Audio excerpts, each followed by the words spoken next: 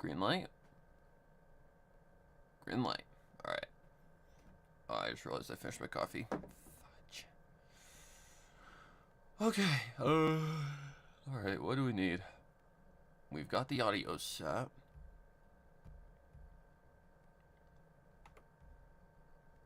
Come on. Come on, program. Work with me. I updated you yesterday, so you shouldn't have any problems. Alright. I need coffee. Need coffee. Can I spell? BRB.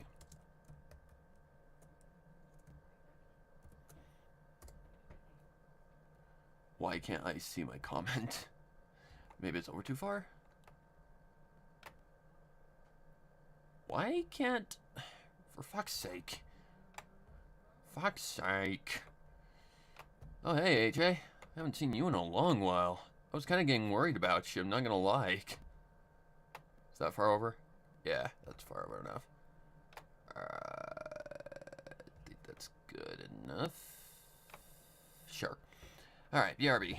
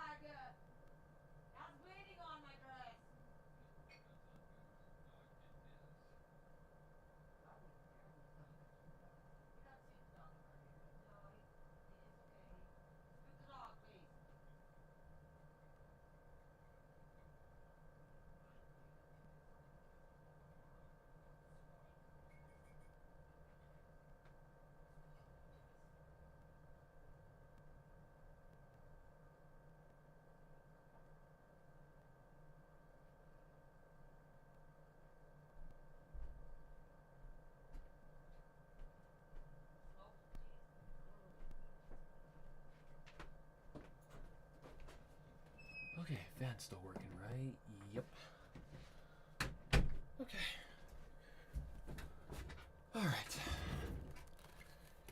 Sorry, in real life stuff with my dad. Just now had a chance to get away from it when I saw you stream. Yeah, I saw that you went kind of quiet for a while. So, it was kind of worrying me. Okay, what do we need? We need noise gate, and we need... limiter? God, it's been a while. I haven't touched YouTube shit in a long while, so this will be interesting. Okay, so I need... Where is it? Oh, it's all under limiter. I'm stupid. Alright, so I need... the noise gate... Oh, EQ comes next. Duh. Not sure how this is gonna play out. Because the audio was kind of tricky. Raindrops trickled along the surface of Ganyu's horns as she rushed up the stone... Stop. ...to High Pavilion. She was already soaked to High Pavilion. Okay, it's a little snappy. It's a little too snappy. Go back here. I think you push it this way. To High Pavilion. She was already soaked, having been rudely awoken by the natural chill by a barrage of raindrops while having her usual afternoon nap. It hadn't been her first encounter with an unexpected... Okay, that seems okay.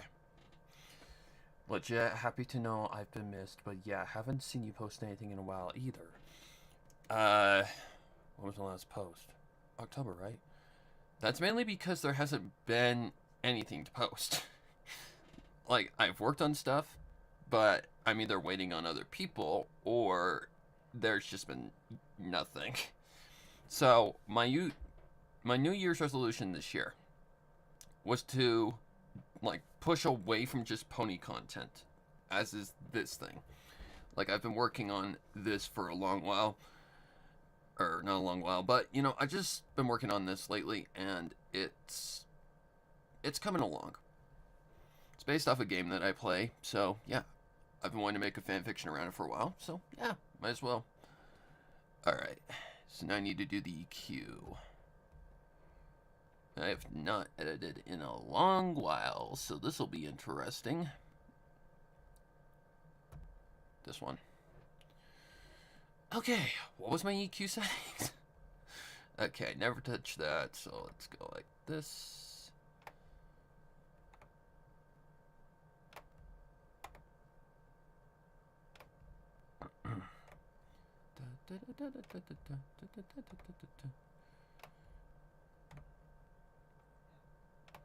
So, okay, I know this goes up.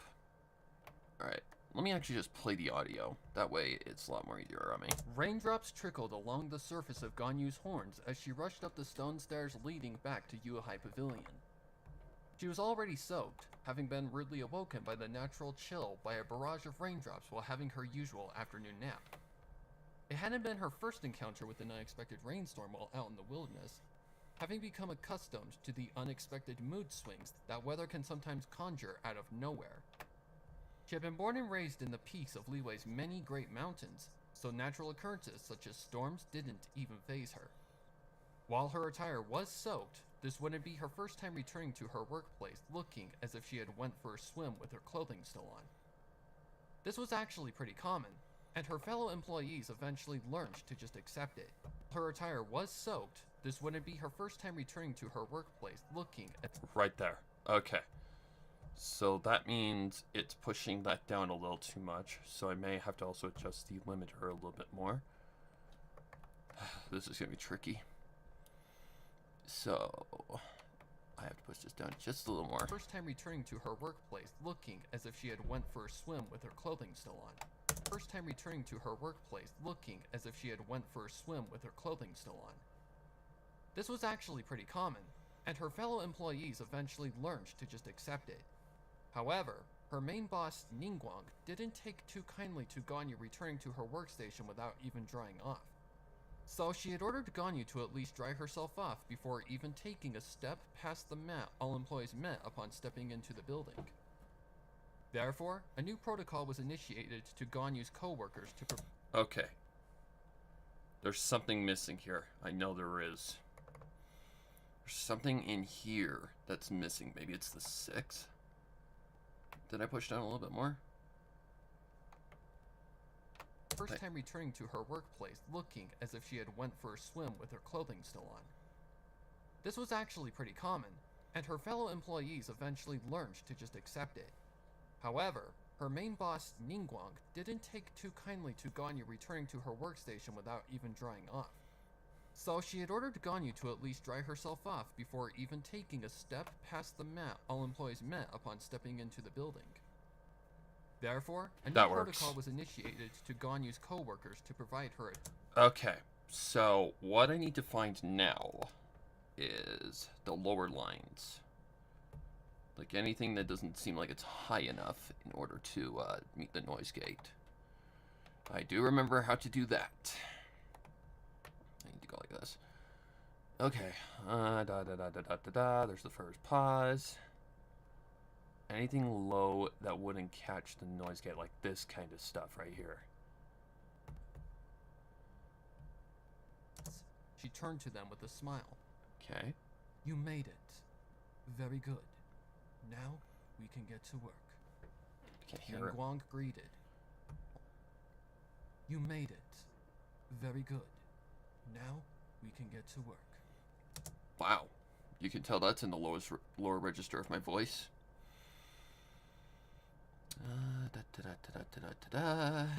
Anything involving like sighing or anything like that. Hello. No.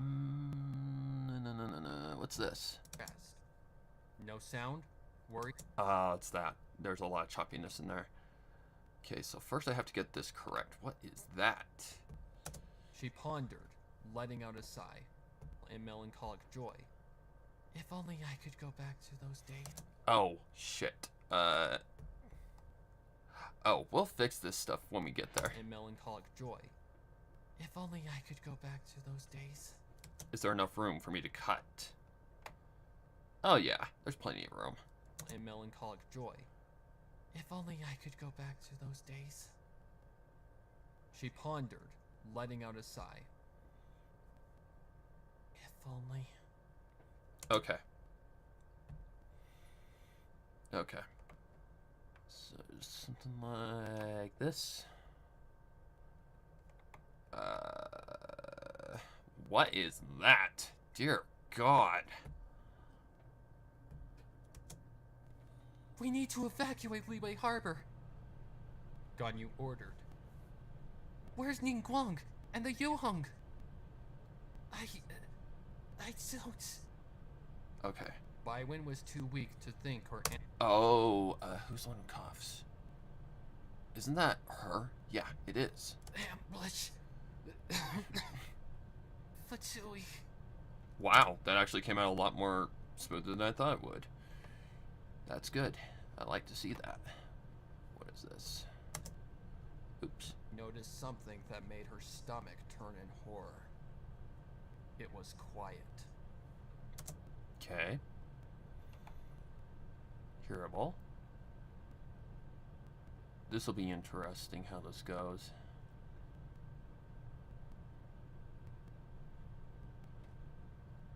I should probably check where my parents came in because I tried my best to get everything out, but no guarantee I got it all out. Landed a singular violent blow to his victim, shattering her to pieces.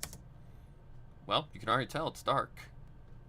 Yeah, being me, yeah, it has to be dark. Nice trick, Adeptus. He mocked. My turn.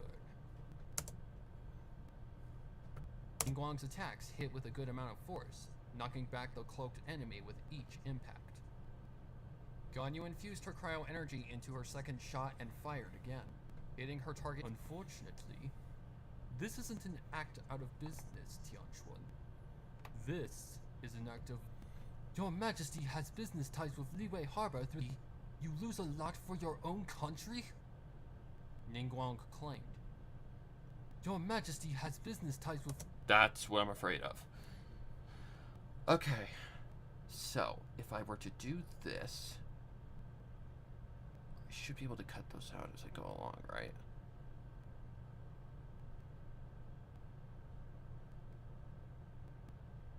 Let me think about that.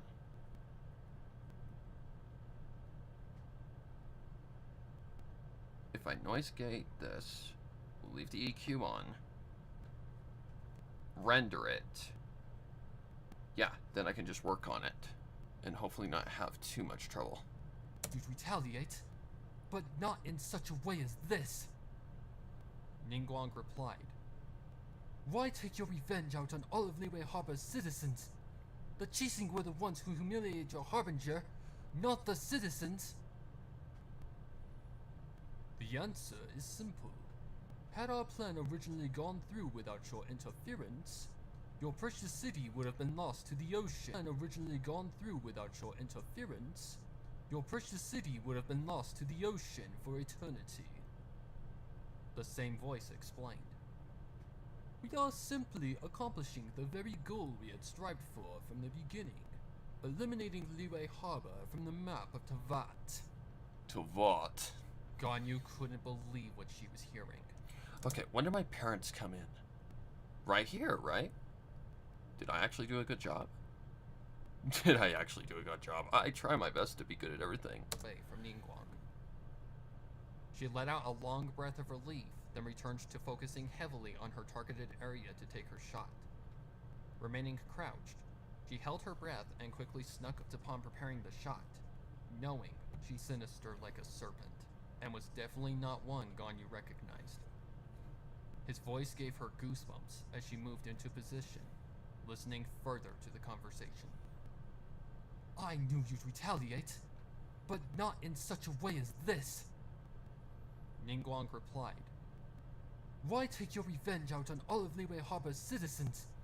The Qixing were the ones who humiliated your harbinger, not the citizens. The The answer is simple. I'm not hearing anything, so that's good. That's a good sign. That's a really good sign.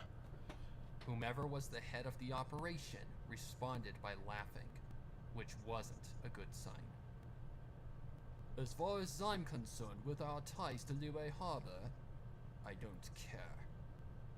He mocked. We were given a direct order to remove Liyue Harbor from existence by Her Majesty herself. So clearly, she has no problem in cutting contact with your city. Oh, you could hear something right there. What could I offer you to prevent the destruction of my city? Problem in cutting contact with your city. That's not that bad. Then what could I offer you to prevent the destruction of my city? Ningguang offered. Name your price. I am sure I can meet your standards. Another set of laughs permeated the night breeze. Hang on, can I get that out? The night breeze. I don't think so. That's what I'm afraid of, if I can't get it out. Permeated the night breeze. Permeated the night breeze. Night breeze. So can I get that out? I don't think so. But it's not my most unclean audio. Permeated the night breeze. It truly is a sight when the almighty Tianquan is forced to bid for the mercy of her empire. Unfortunately, this isn't an act out of business, Tianquan. This is an act of vengeance for one of our own. So no amount of Mora will save you. Then I can see that there's no point in continuing this conversation.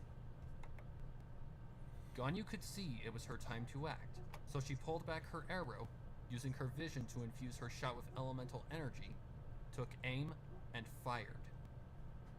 The arrow hit the enemy in the middle, and her snowflake arrow struck the other two like ricocheting bullets. The Fatui who had been the one negotiating with Ningguang was the only one who didn't fall immediately, but it was clear that he had been injured by the shot. Taking advantage of the momentary stun, Ningguang followed up by attacking with her geo-energy while Ganyu prepared another shot for the killing blow. Ningguang's attacks hit with a good amount of force, knocking back the cloaked enemy with each impact. Ganyu infused her cryo-energy into her second shot and fired again, hitting her target easily, along with the two additional snowflake arrows. However, the enemy remained on his feet, somehow maintaining his balance after the many hits. That don't seem... No, it don't seem that bad. So what I'm just going to do is just render it. P3 file. The bonding of ice and lightning. Chapter 1. EQ. Really? EQ.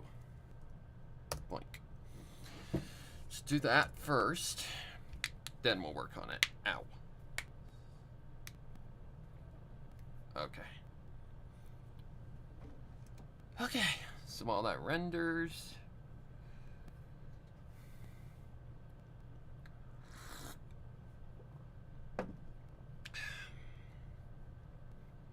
I legit thought it was going to be worse than it was. Still green, right? Yeah, we're still green. Also, sorry about the light in the background. There's really nothing I can do about that. It's just a matter of inconvenience. Come on, bitch.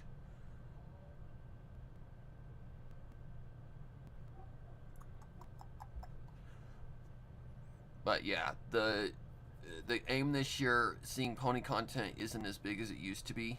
I can't rely on fanfiction anymore. I've basically got to do my best to differentiate, like, my content. And this is a good start, because I've been wanting to write a fanfiction around this one for quite a while. And I love this ship. So, think of it as like Savior, only different. It's not Savior, though. It's not, you know, like Vampire Girl meets human and fall in love. it's different. It's kind of like Beauty and the Beast in a way.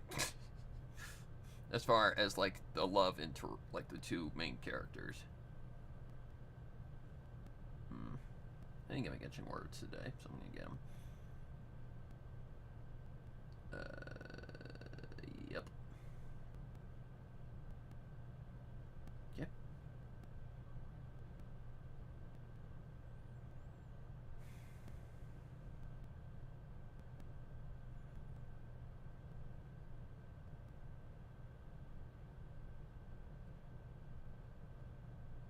Tai Reeds followed me. Who the hell's this? Oh, that makes sense. Interests.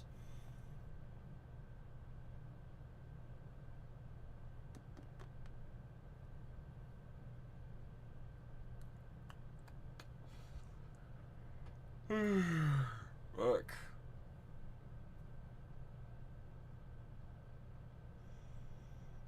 God, I really wish I could put something on in the background, but I need to hear.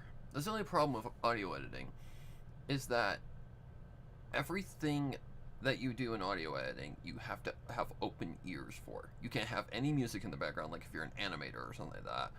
You can have music in the background. Not me. Nope, not me. Nope, I have to have open ears. So I'm just stuck listening to myself for hours.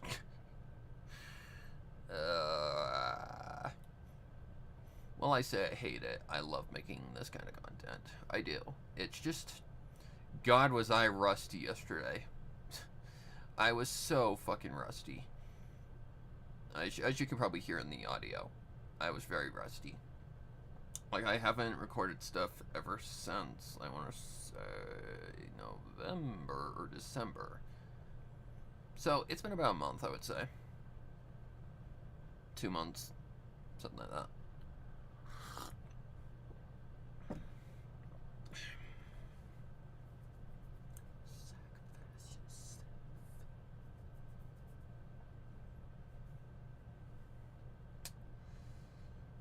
So, yeah.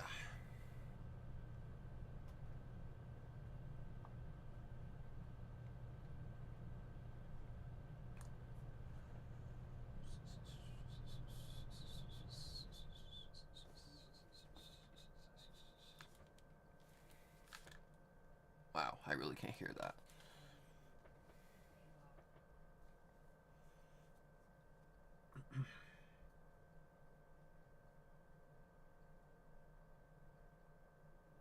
Ouch.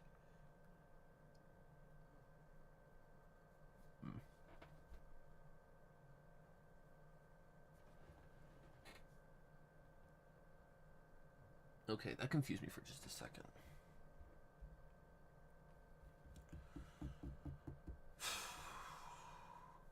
So I don't know how far we're gonna go today. Depending on how long this takes, really depends on how far we're gonna go. Because this took me, well, during the editing, like taking out the mistakes last night, I found that some of the audio had been cut out because I guess Audacity or something just went for a minute. So I had to re-record that stuff. So hopefully it doesn't sound too different. Upon listening to it last night, it didn't sound too different. So that's good. But, yeah. In total, it probably would have come to about an hour and 20 minutes of recording. So, hopefully it doesn't take too long. Cut down, it was around, 45, 48 minutes. Something like that. So that's a lot of cutting down, but...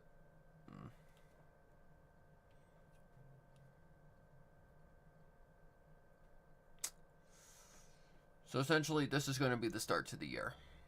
And I really don't give a shit how it does, because it's a step I have to take. And it was just like this at the beginning with the pony stuff.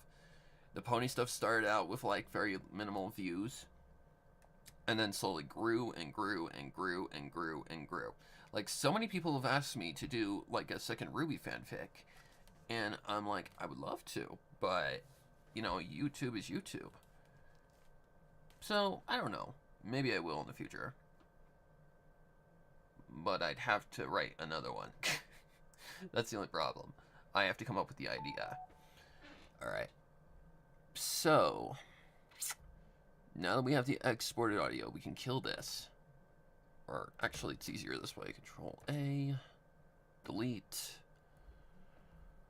And then we're just going to change this to load sample. The same one. Or the new one. This one. You piece of shit. There we go. That one. Load her in. So it's going to decode it.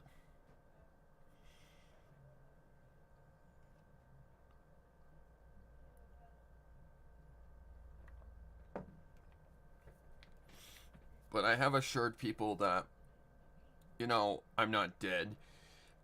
It's just there's no content to post. So essentially, I'm just basically waiting for the day when FimFiction finally gets something in, and I can't keep doing that. Otherwise, this channel, my channel, is just not going to be producing things consistently. So yeah, I have to do the step. All right. So now what I have to do is I have to go into, not here, I need to go into here. I have to shut these up. There, just delete them. Let's just do that. Delete. And delete. Okay, so on one. Okay, so now there's no effects on the first track. Now, we just listen. I need to make sure I put in the right amount of, like, time and all that stuff. So hopefully that's a thing. Let me see where the timer starts. Around, looks right around 6 seconds. So yeah, perfect. Okay, now we just listen. Get the cut tool ready. Drops trickled along the... Oh god, ouch. Raindrops trickled along the surface of Ganyu's horns as she rushed up the stone stairs leading back to Yuehai Pavilion. She was already soaked, having been rudely awoken by the natural chill by a barrage of raindrops while having her usual afternoon nap. It hadn't been her first encounter with an unexpected rainstorm while out in the wilderness, having become accustomed to the unexpected mood swings that weather can sometimes conjure out of nowhere. Oh, hang on. The unexpected mood swings that... Right there. I may not be able to get that out. The unexpected mood swings that... Let's see if I can't get that out. Most likely not, but we'll try. Ooh, that's tough. The unexpected mood swings that weather can sometimes conjure. The unexpected mood swings that weather can sometimes Ooh, yeah, I have to get closer than that.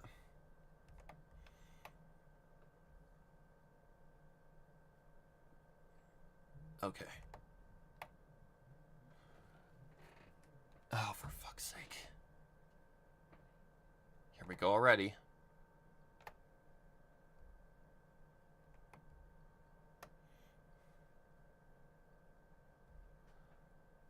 Let's see if I can't.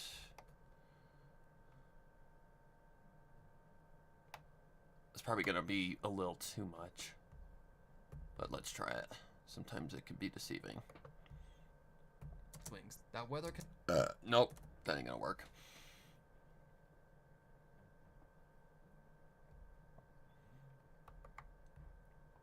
So let's just do this.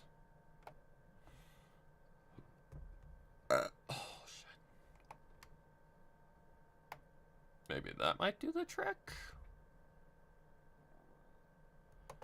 Let's see if that works. swings that weather can... swings.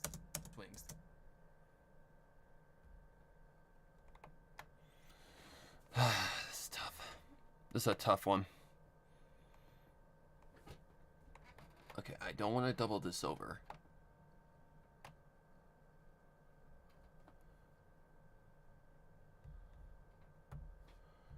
And I hate how this just tends to be a little shit because, yeah, I can't do anything.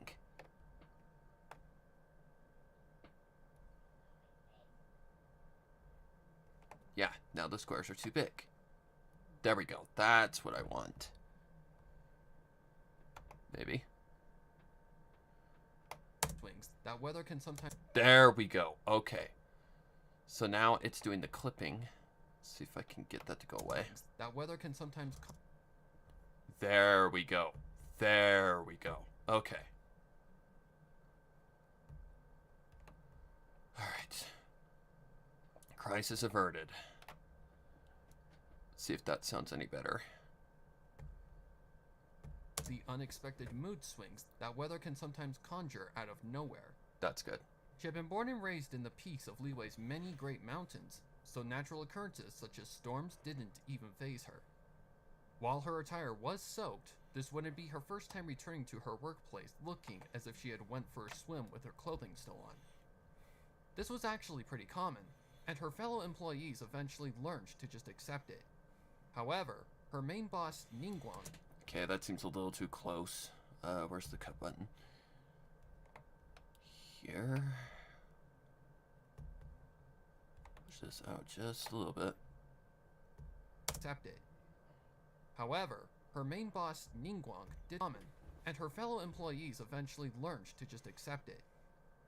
However, her main boss... No, don't like that. common, and her fellow employees eventually learned to just accept it. However, her main boss, Ningguang, didn't take too kindly to Ganyu returning to her workstation without even drying off. So she had ordered Ganyu to at least dry herself off before even taking a step past the mat. I don't... Is that a sentence? Where's docs? That would be this one.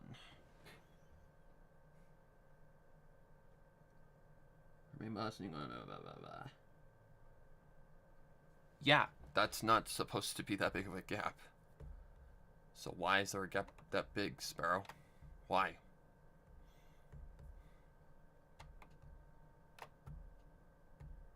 Returning to her workstation without even drying off. So she had ordered Ganyu to at least returning to her workstation without even drying off. So she had ordered Ganyu to at least dry herself off before even taking a step past the mat all employees met upon stepping into the building. Therefore, a new protocol was initiated. A little too long of a pause. Boy, I am rusty. Maybe that might work. Upon stepping into the building.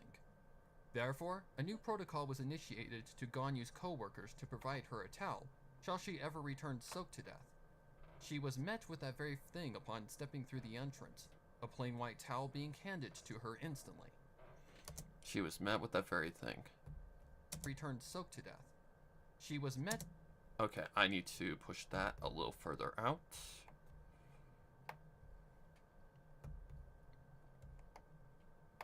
Maybe that might work. Returned soaked to death. She was met with that very thing upon stepping through the entrance, a plain white towel being handed to her instantly. That's good. Apparently her absence had been enough to assure the other workers to be ready upon her return. I sincerely apologize for the trouble. She apologized, starting to dab herself as dry as she could muster. It's no trouble, Miss Ganyu. These are hard to judge. Her co-worker, Tinyan, replied with no sign of annoyance or negativity. Please, don't worry about it. Please. Oh, God. I think this needs to go out just a little more because it's a little too close. Alright, let's see if that might work. Sign of annoyance or negativity. Please, don't worry about it. After all, the storm literally showed up without any warning, so you aren't the only person who has returned soaking wet. That's good. Tinyan was your casual Liwei citizen, having short black hair, a skinny build, and dressed with the usual clothing of lower-rank employees of Yuhai Pavilion. He had only been employed just recently, but his positive attitude and respect for the higher-ups like Ganyu and the Yuheng Kuching was enough to make him seem like a longer-term employee. That's good. I see, but I've just done this so much that it feels like a bad habit anymore. Employee. I see, but I've just done this so much that it feels like a bad habit anymore. That's good. She confessed. I just hate being a burden to all of you. Nonsense, Good. Tignon clarified. You've served Liyue Harbor for centuries upon centuries, Miss Ganyu. You're far from any burden to any of us. So please, don't think for a second we see you as such. Just take it easy and don't worry about it. Good. Ganyu could see he was... Okay, that's a little too far away, because there's not going to be any echo in this scene. Because she's inside a building that's pretty much crowded, so you can't really hear any echo over the noise, so that's good.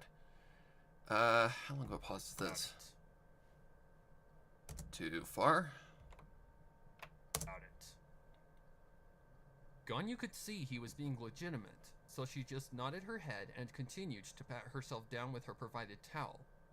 She still felt guilty, but she knew well that she couldn't win this conversation, so she just decided to cut it there to save time. Oh. Oh. Can I get that out of there? Time. I believe I can. I believe I can. It's right here, right?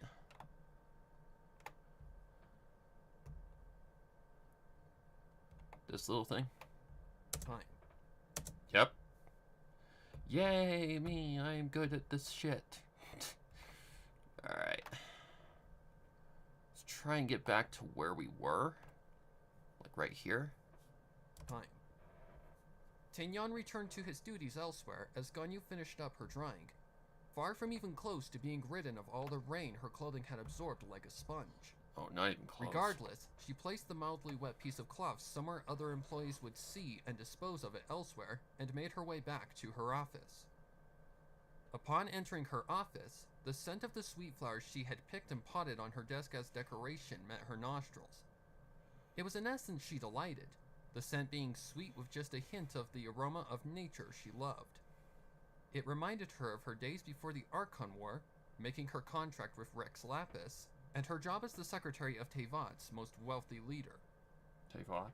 Days she wished she could live again, but knew they had long since passed. Okay, hang on. Hang on. Hang on, me. Hang on. Alright, this needs to be a little bit closer. Come on, bitch. Right? Yeah.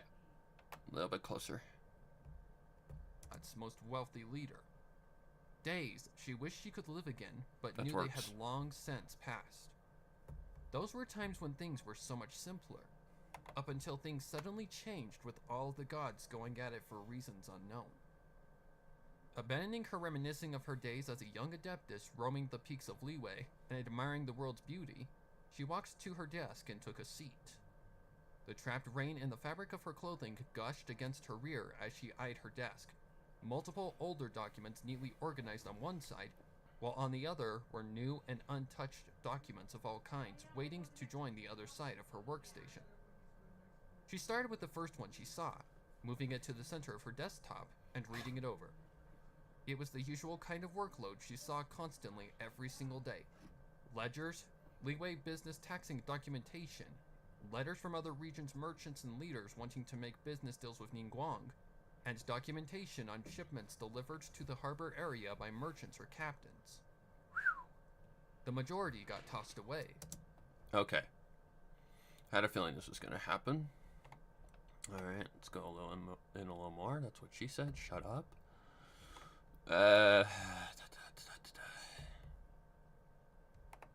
Push this back a little more. Merchants or captains. The majority got tossed away, That works. seeing most deals proposed to Ningguang were non-negotiable, but she still read them over and organized them in a way that the person who would deliver them to Ningguang could understand.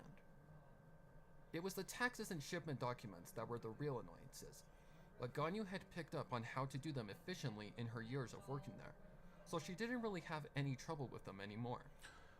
The only time she did have actual trouble was when someone attempted to evade their taxes, or if someone had incorrectly documented a shipment. Luckily, her current workload had seemed to not have any irregularities, so she worked rather quickly.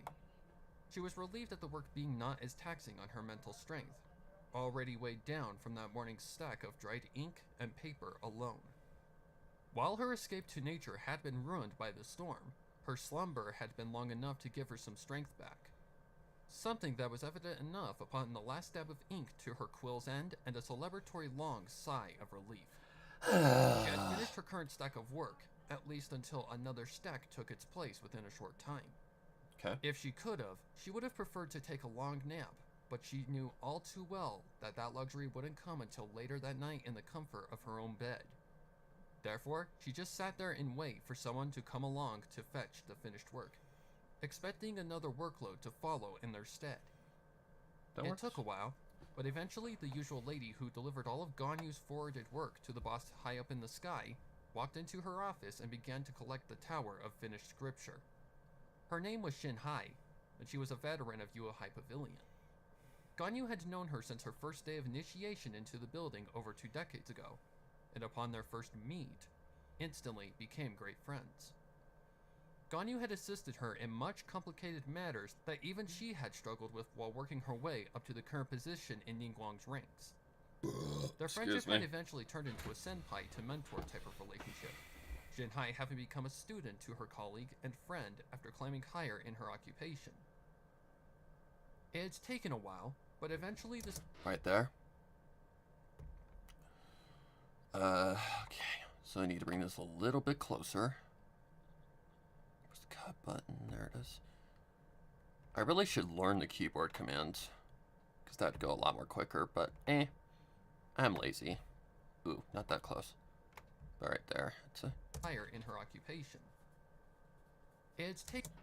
back just a little higher more. in her occupation.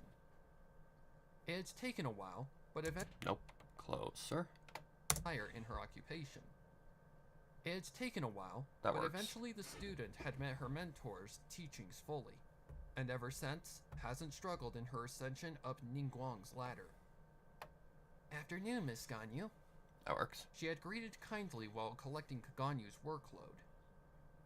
Ganyu smiled at the sight and greeting of her once student. Afternoon, Shinhai. Ganyu returned, enjoying the change of pace. I see that the storm managed to get you. Shinhai mused. I don't like that. Oh, shit. Enjoying the change of pace.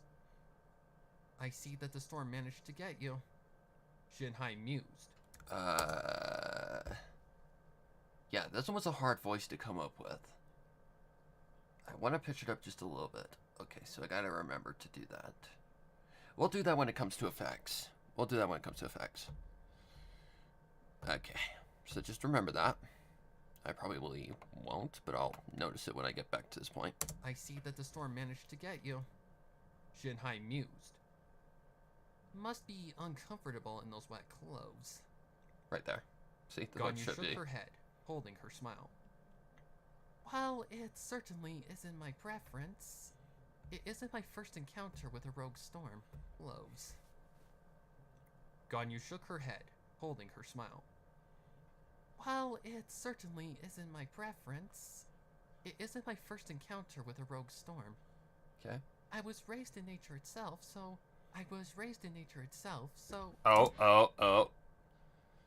This is why I don't edit at night. Because I always know that there's gonna be one of these. I've been getting goddamn lazy with these things. Sparrow, what's wrong with you? Okay, take these out. How about that? With a rogue storm. I was raised in nature itself, so any effect by the rain to my body is basically second nature to me. Oh, that's right, Shinhai replied. I forgot you had originally come from the mountains of Liyue. Silly me. Ganyu giggled under her breath, assuring her fellow employee and friend that she hadn't taken offense. Don't worry, Shinhai. It's fine. I wouldn't get upset over something so easy to mistake. Thank you, Miss Ganyu. Shinhai accepted. Oh, I almost forgot. I was told to inform you that Miss Ningguang requires your attention in the Jade Chamber. Okay. Ganyu's curiosity piqued at that. her mind searching for any specific reason that Ningguang wanted to see her. However, nothing came to mind, nor did she remember any recent message or conversation with her boss as of late that could have led to an unexpected meeting with her. Were there any details on why she required my attention? Ganyu asked. I'm afraid not. Jinhai confirmed. I was just delivered a letter from the Tianquan herself that stated such. If I had to guess, it must be a private matter that is confidential to only the higher-ups of Liyue Harbor. It's hot. Ganyu nodded her head in agreement, seeing that that was the most logical reason why she wasn't even informed or given any hint that Ningguang would be discussing some sort of matter with her in any way whatsoever. Considering it came from Lady Ningguang herself, I best not waste any time. Ganyu stated, getting up from her desk chair. Thank you for the information, Jinhai. Just doing my job, Miss Ganyu. I didn't miss anything. I kind of zoned out for a minute. I hate when I do this. Ganyu nodded her head in agreement, seeing that that was the most logical reason why she wasn't even informed or given any hint that Ningguang would be discussing some sort of matter with her in any way whatsoever. Considering it came from Lady Ningguang herself, I best not waste any time. Ganyu stated, getting up from her desk chair. Hello, Sam the Shy Guy, the namer. Oh my god. Sam the Shy Guy, the gamer and toy reviewer. Gee, many Christmas. That's a lot of words. How are you? Getting up from her desk chair. Thank you for the information, Jinhai. Okay. Just doing my job, Miss Ganyu. Okay. Jinhai returned. Best of wishes with whatever Lady Ningguang has planned for you. Alright. Ganyu simply smiled, then she took off in a rush. Before she met the exit, she was stopped by Tinyan yet again. An umbrella held out in front of her as a practical barricade.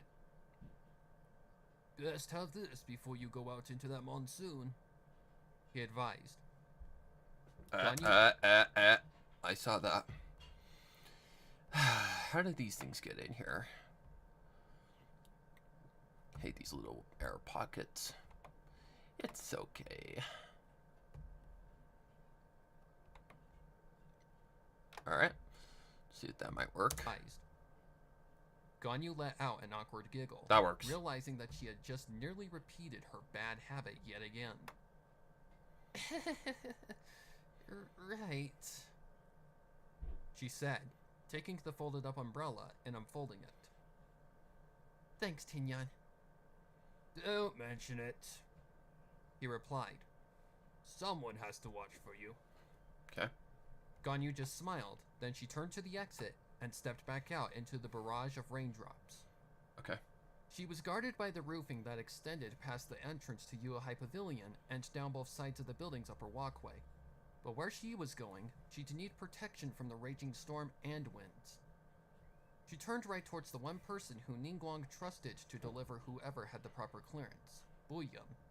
However, upon eyeing Bullion, a certain other umbrella-shielded attendee caught her attention, immediately recognizing them upon the sight of their hot hairstyle. In here.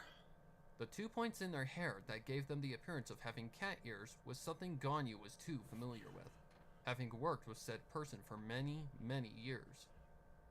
The Yuhong herself. Kuching made eye contact upon the door closing behind her co-worker, her eyes speaking that it wasn't a coincidence that they had met up unexpectedly.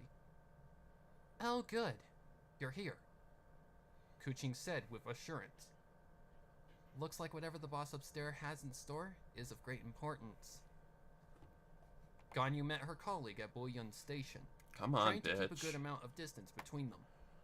She didn't hate or dislike Kuching, just found her behavior towards their god very disrespectful, so she just preferred to keep her distance unless the time called for them to work together. This was one of those cases, so she tried to keep conversation as Bullion prepped their travel up to the Jade Chamber. I'm guessing this was just as much a surprise to you as it was to me? Ganyu started. Indeed, Kuching replied. Seems odd for Lady Ningguang to call us up so hastily without any sort of hint or preparation beforehand. What do you suppose it is?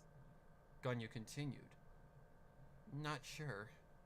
For it to be so sudden, it could be a situation that came out of nowhere that endangers the citizens of Liyue Harbor. I haven't experienced anything unnatural as of late, so whatever it may be, it went under my radar. And that's not good.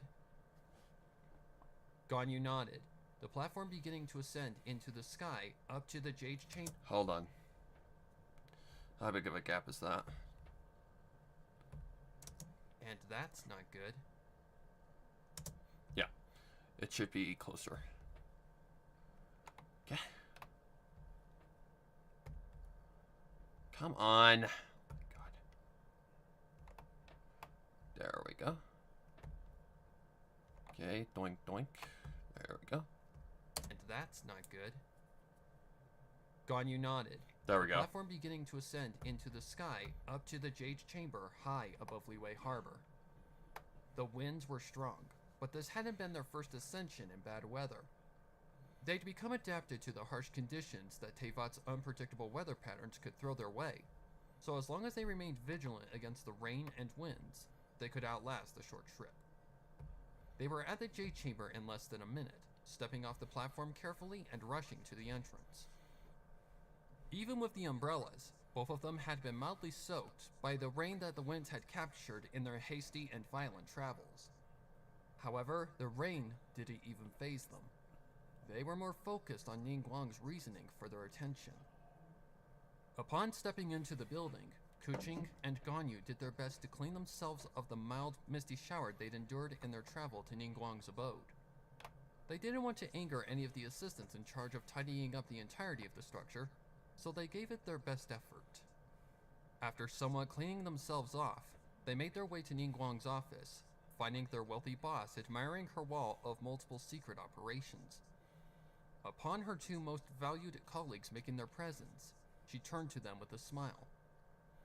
You made it. Very good. Now we can get to work. Okay, hang on. I think that needs to be a little further out. Let's see if I can't do that.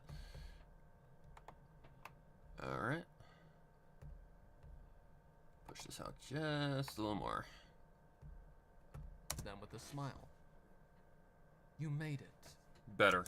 Much better. Okay, so just a little rectangle. To them with a smile. You made it. Very good. Now we can get to work. Ningguang was the hardest one. Ningguang greeted. Forgive me, Lady Ningguang, but can you please explain why you called us here? Kuching inquired. We never received any sort of note or message to prepare, nor had any sort of awareness that you need to speak with us on any trivial matters. I apologize for the lack of awareness, but I didn't have the time to make any preparations. She explained. You see, I had only received word this morning from one of my main inquirers, Yelan, that there had been some unusual activity occurring within the perimeters of Liyue Harbor.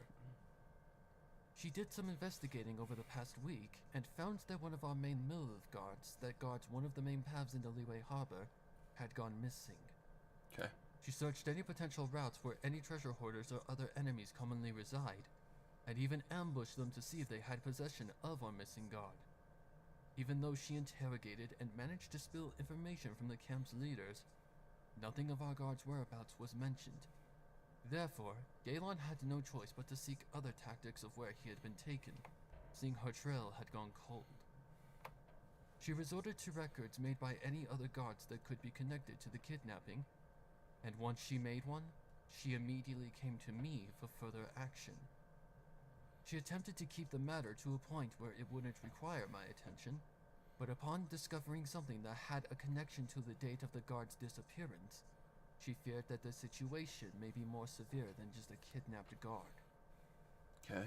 On that same day, an unusual-looking person had exited Liyue Harbor, and from guard and witness reports, it was confirmed he came from Northland Bank and had spoken to the Fatui prior to his departure. Due to our past dealings with the Fatui, it is in my best interest to investigate all sorts of dealings between Fatui members, and considering their exit route was where our missing guard was posted, It seems very possible that our suspect may have had malicious plans in mind. Alright. Both Ganyu and Kuching could see the reasoning for Ningguang's suspicions, but something seemed a little too hasty for Ganyu's taste, not being in total agreement. Lady Ningguang, if I may, I think that this is too much of an assumption with little evidence to actually prove the suspect did actually ambush our guard. She objected, finding that Kuching was actually following her thoughts on the matter as well. Okay. How do we actually know our suspect is part of the Fatui? He could have been a merchant looking to make a business deal with Northland Bank for all we know. Do we even have a record of this person of interest having any history with Fatui connections? Ningguang nodded in understanding. Very insightful as usual, and I'm glad you noticed those key things as well, Ganyu. Oh, Ningguang shit. said. I did indeed take those things into account, and Yelan did confirm with me that this suspect has ties to the Fatui. His name is Rishav Starchovsky, and he's originally from Shneznaya.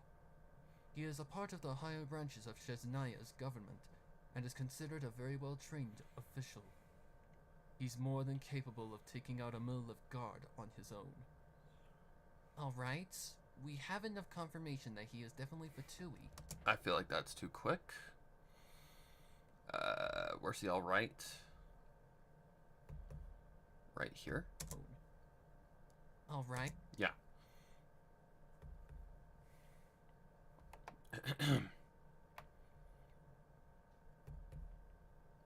Oh shit, I need to zoom in a little bit more.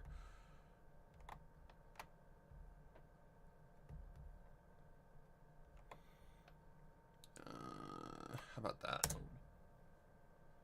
Alright, we have enough confirmation that he is... Stop, stop, stop. Let me listen to this fully. He's more than capable of taking out a mill of guard on his own.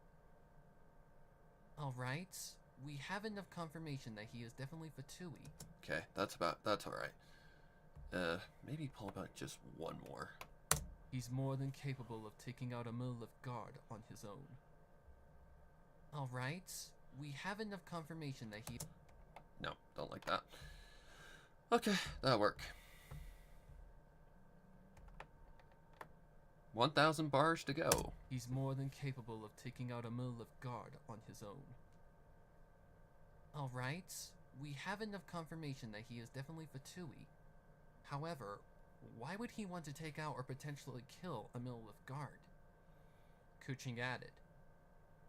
You are the Yuhong, which means it's your job to make sure that Liyue Harbor remains free of any endangerment. Ningguang answered. Tell me, Kuching, how do you think this whole matter escaped your surveillance? Kuching thought for a moment about the question, seeing that she had even mentioned that as a possibility to Ganyu. Then it clicked. Because it wasn't documented by the guard that is currently missing.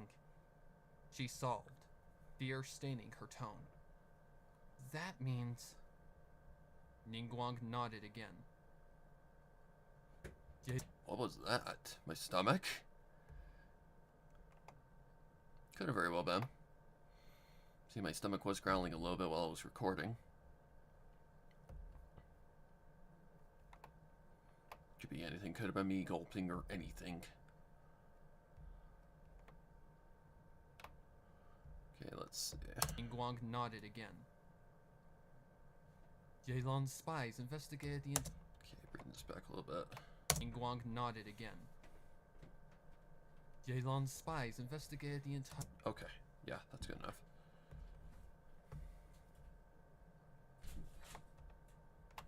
That worked. Ningguang nodded again.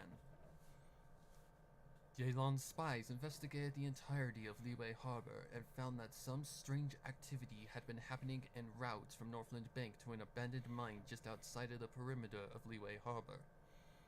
That means that some Fatui members got past the path that our missing guard was posted at. Meaning, dangerous Fatui members could have gotten inside our city's borders and was posted at. Not sure what that is. Dangerous Fatui members could have gotten inside our city's borders undetected. The situation is unclear right now, But the fact they're potentially inside our city and need to be inside our city to proceed with whatever plan they have at all means that it is to occur inside our borders. This potentially poses a major hazard to our citizens, but unless we figure it out, we can't be sure. The only solution would be to evacuate Liyue Harbor and expose them one by one. However, if there is a potential danger among us, any action could cause the trigger to be pulled. So rather than risking lives with a hasty retreat, my plan is to go straight to the source. We know they go back to that abandoned mine at night due to Yelan's persistence, so we go to them with a warrant and stop the potential plan before it even has a chance to go off, if there is one at all. Again, the hastiness drew an unease from Ganyu. There was a lot of things that were risky with this plan, seeing the Fatui had straight connections to Northland Bank, and if they managed to miss even one person, Liyue Harbor could end up bursting into flames. Lady Ningguang, I feel we're acting too fast, seeing the Fatui has lots of connections to Liyue Harbor. Ganyu objected again. We can't miss even one person. Otherwise, they can make it back to set off whatever they may have ready. We'd have to be sure every possible route is blocked before we even try going to them in a very unusual area. They may figure out that we are onto them, and that could potentially be the alert to pull the trigger. I agree. Kuching added. We barely escaped the wrath of 2 sea gods with our bodies intact and no casualties. I agree. Kuching added. We barely escaped the wrath of 2 sea gods with our bodies intact and no casualties. If we go to them without trapping them in first, we are at risk of someone potentially setting off the fireworks. Ningguang nodded yet again. I hear your concern and understand. Okay. Ningguang nodded yet again. Where did it go? Here? Alright.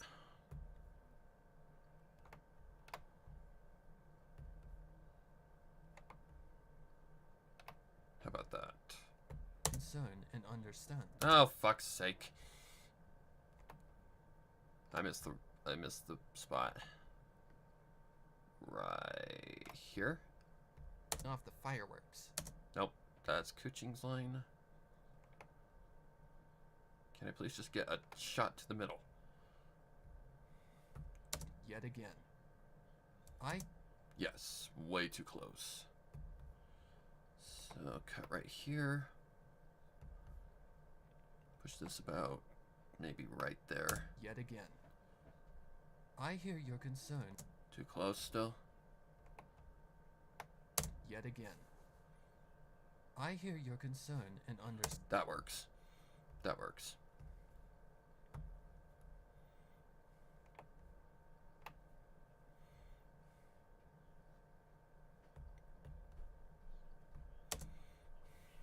Ningguang nodded yet again. I hear your concern and understand. Ningguang said. Yelan has already made the proper arrangements in secrecy to Beidou, and has assured me that the shipment will not reach the Fatui sites. It will be here in 2 days' time and will be closed hey, Mark. for delivery to Qingse village for renovations to a home. Thanks for In the... the meantime, to assure no word gets to the Fatui. I have no idea. Thanks for the donation.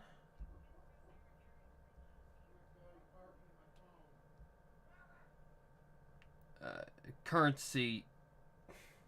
Goddamn, I can't think of what it's called.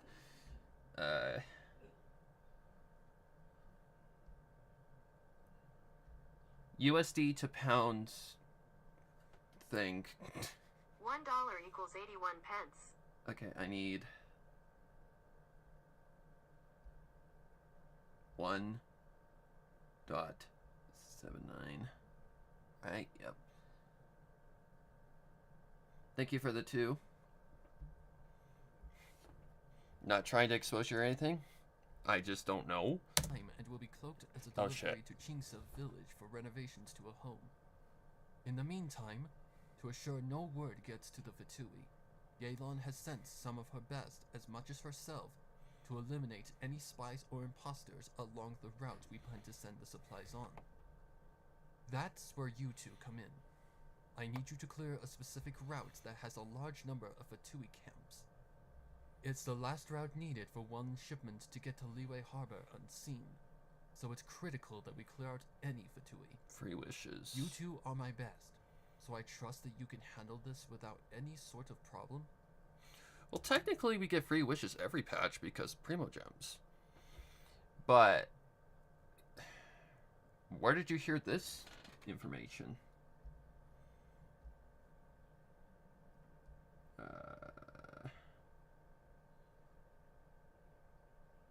We're in 3.4, right? 3.4 patch 2 news. That's right for Genshin Impact here.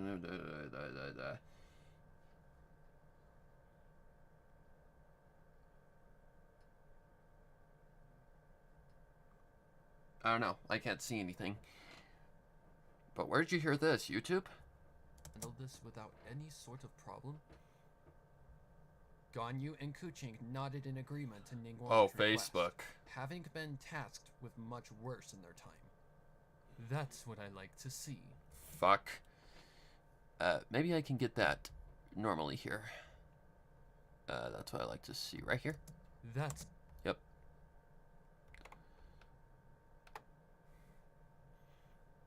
Can I please just do this normally? No, of course not.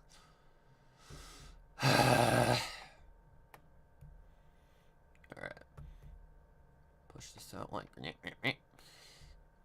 Alright, let's see if that works. with much worse in their time. That's what I like to see. Okay. If it came from a trusted source, then most likely it's real. But if it did not come from a trusted source, it could be fake. I see a lot of those on YouTube all the time. That's what I like to see. Ningguang chimed. I'll have someone deliver a map with the route lined out as soon as I have the full details on everything. I imagine this won't be until tomorrow, seeing I only received word from Yelan early today. Therefore, I want you to get as much rest as possible for the road ahead tomorrow. The Fatui are clearly unpredictable, so there's no telling what we may be up against. Good luck, you two. With a bow from both of them, Kuching and Ganyu took their leave, a ping of fear in their hearts at the potentially impending doom in their midst. The Fatui had been mad enough to awaken a sea god, so there was no telling what their potential plan could be. All that they hoped was that they could manage to stop it before it even had a chance to be executed. At the moment of their departure, a single jagged bolt of lightning cracked from the sky like a whip, piercing their ears as they made their way back to Boyun and returned to Liyue Harbor far below. Okay, hang on. I gotta get that out. I know what that is. Something I didn't catch, apparently. Okay, where is it? Right here? Oh. Apparently I didn't register. And cracked from the sky like a whip. Right there. Like a whip?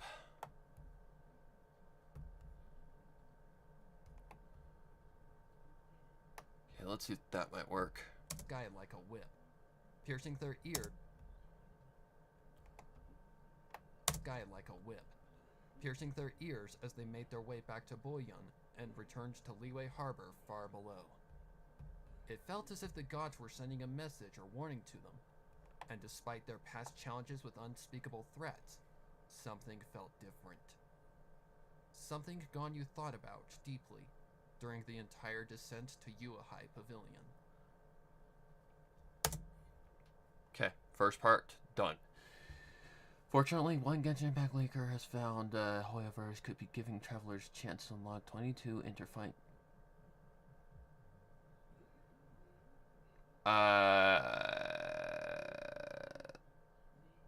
They are never, ever that generous. They are never that generous. I don't think this is real. Send that to the Discord server, not here. It's not that I don't trust you, it's just, that seems way, way too generous.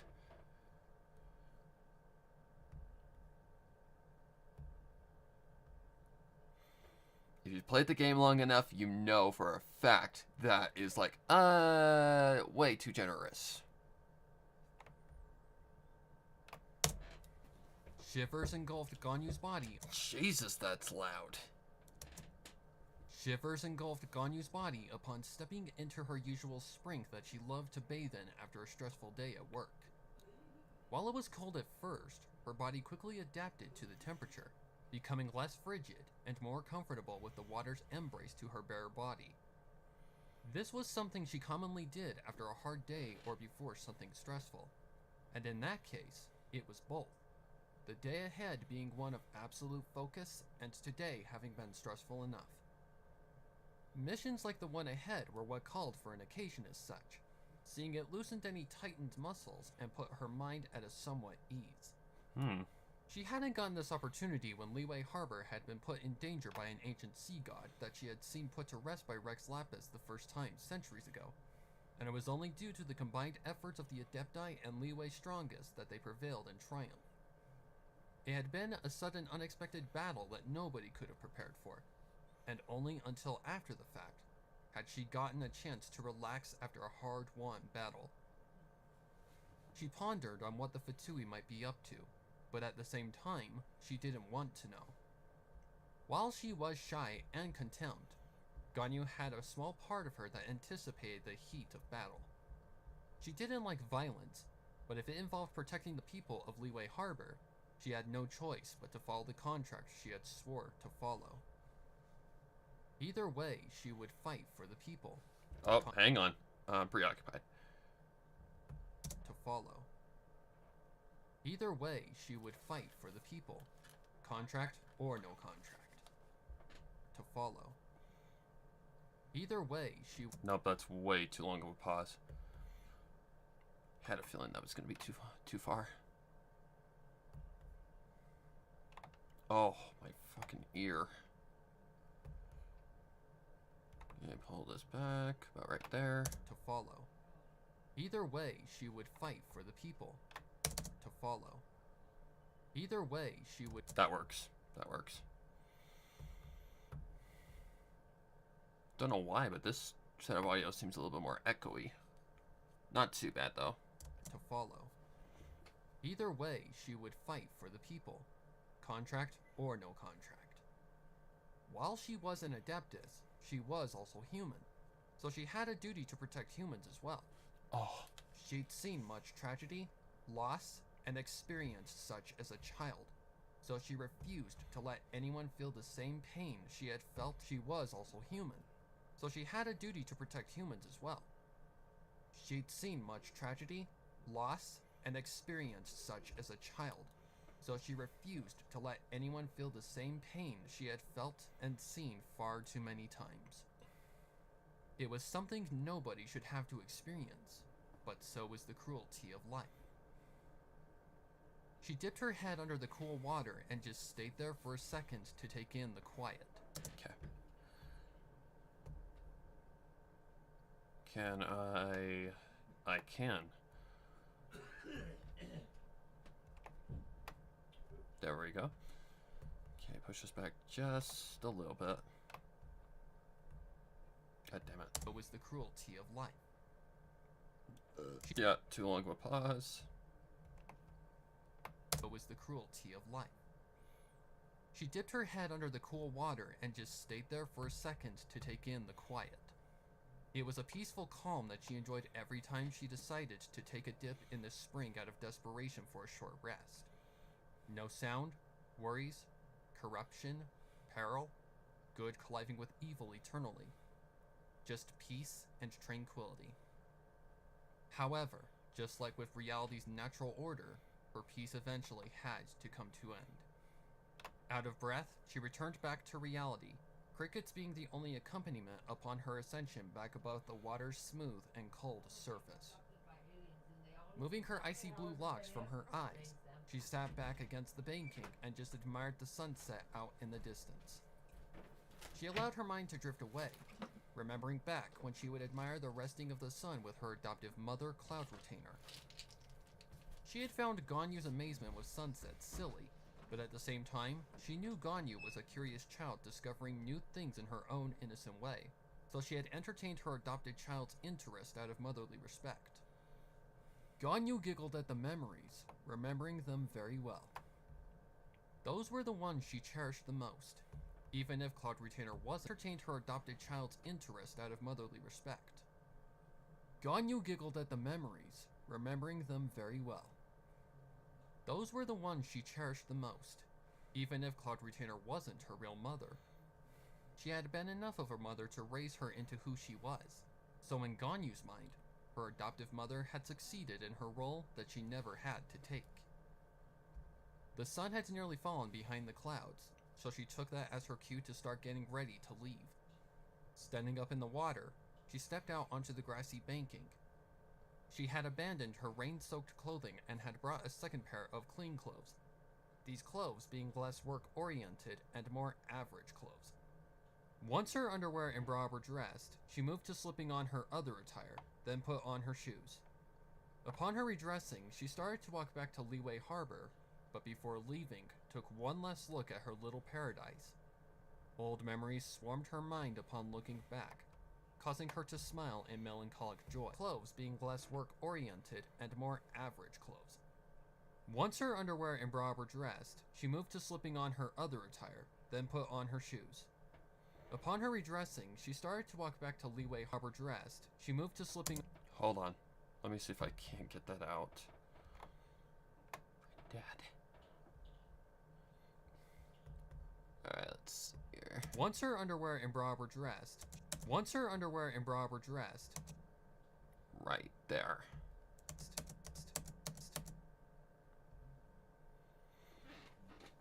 Can I get that out?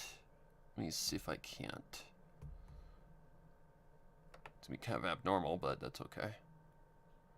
Not my first run of the mill here.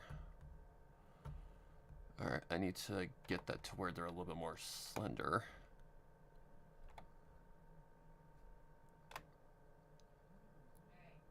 That's not what I want. Oh, maybe this might work. No, it will not. This is so tricky.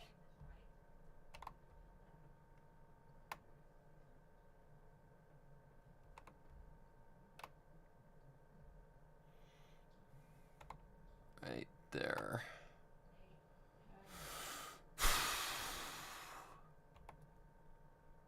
Where is the green thing? She moved to... Where? Oh my god. Oh, I hate when things don't work.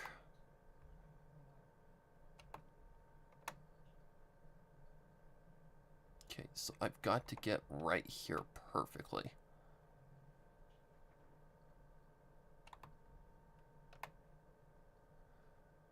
Fucking hell, I swear. This is gonna be a little tricky.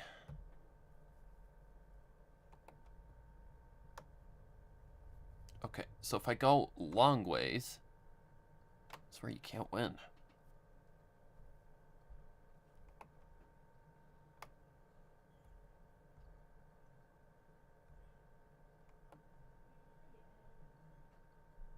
Okay, where's the cut?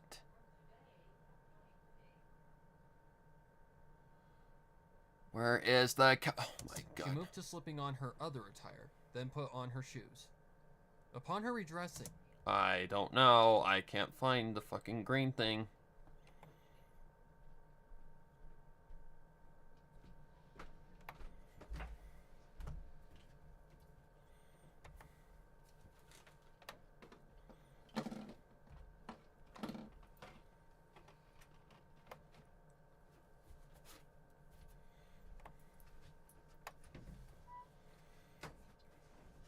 That's the closest I can really get. Come on, there's got to be a better way to do this.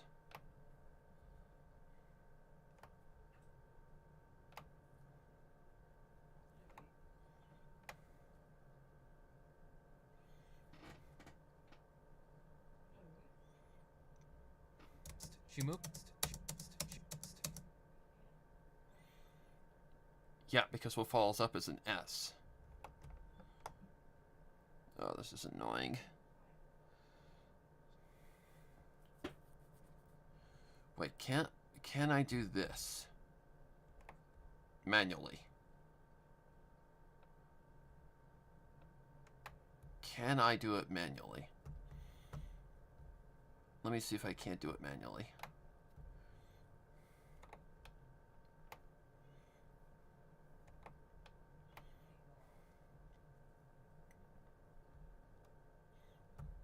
This might be possible. That's close enough, I would say. She moved to slip. She moved. She. Okay, where can I go here? Here? Maybe that might work. She moved to slip. That might work.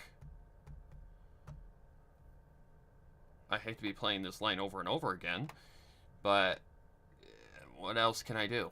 It's part of editing. And more average clothes. Once her underwear and bra were dressed, she moved to slipping on her other attire, then put on her shoes. Oh well. Upon her redressing, she started to walk back to Leeway Harbor, but before leaving, took one last look at her little paradise.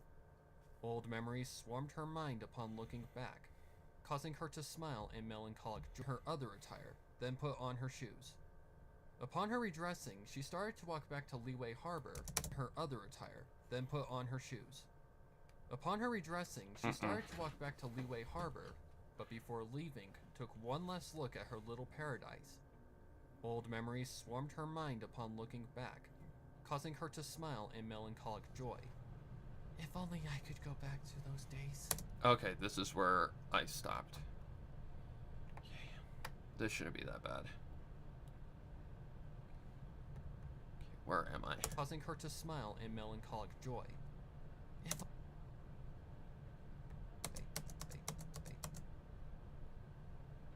So what happens if I do this? Make sure I get that on the right part. Right there. So if I pull that back, then push this out.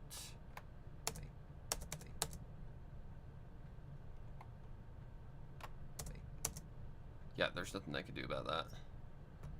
in melancholic joy. If only I could go back to those days.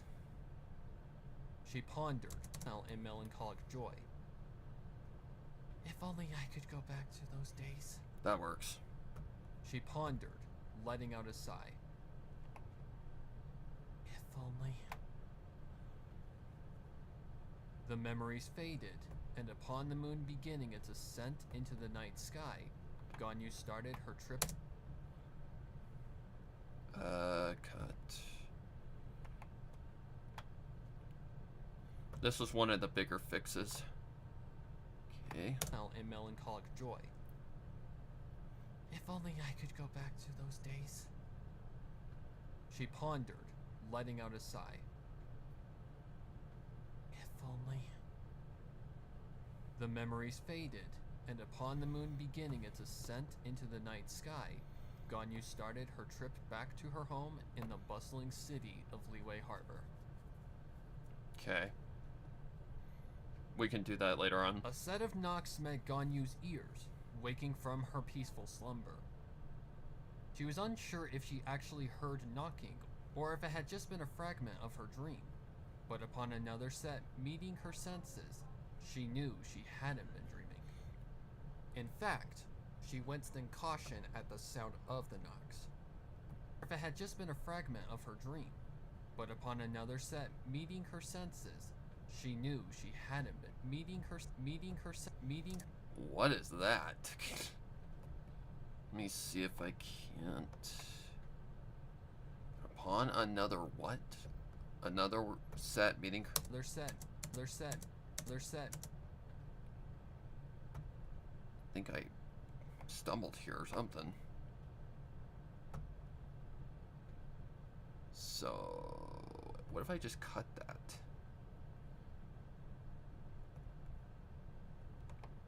Like this. They're set meeting her senses.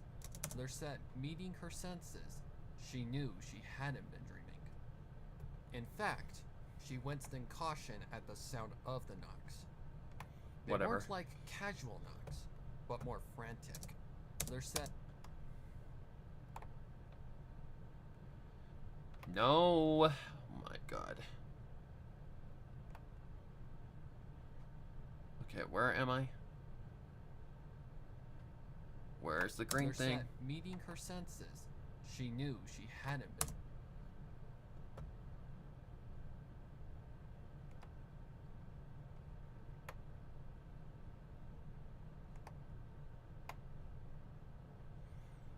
Okay. So I have to get the brackets perfect.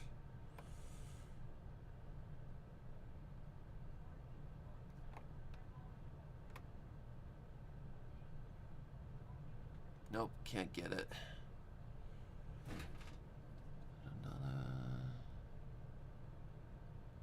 What about manually?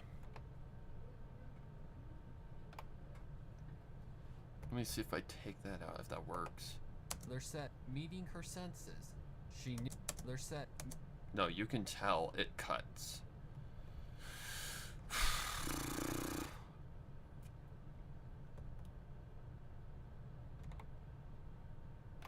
They're set meeting her senses. She knew she hadn't. Let me see if I can't cut some of that out. This shouldn't cut as bad. Hopefully. They're set meeting her senses. They're set meeting her senses. Whatever. She knew she hadn't been dreaming. In fact, she winced in caution at the sound of the knocks. They weren't like casual knocks, but more frantic. As if the person were trying to warn her or get her attention in a desperate act. Half asleep, Ganyu made her way to her front door and opened it to the sight of one of Ningguang's main Jade Chamber secretaries. However, aside from the oddity of someone knocking on her door at a very late hour, her condition was horrible. She was caked with ash and had wounds that were leaking faint amounts of blood. It wasn't until Ganyu looked past her unexpected guest that she saw the reason why she had been abruptly awoken late in the night. Fire. There was unholy. Fire. Click. Okay. No. Need to zoom in first. Because I know I can get that out.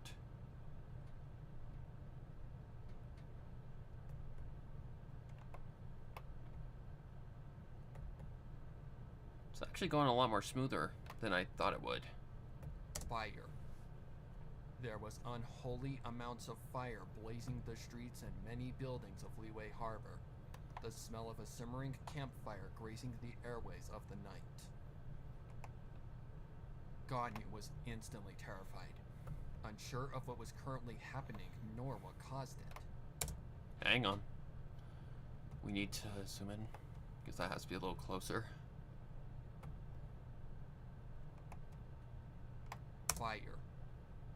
There were the airways of the night.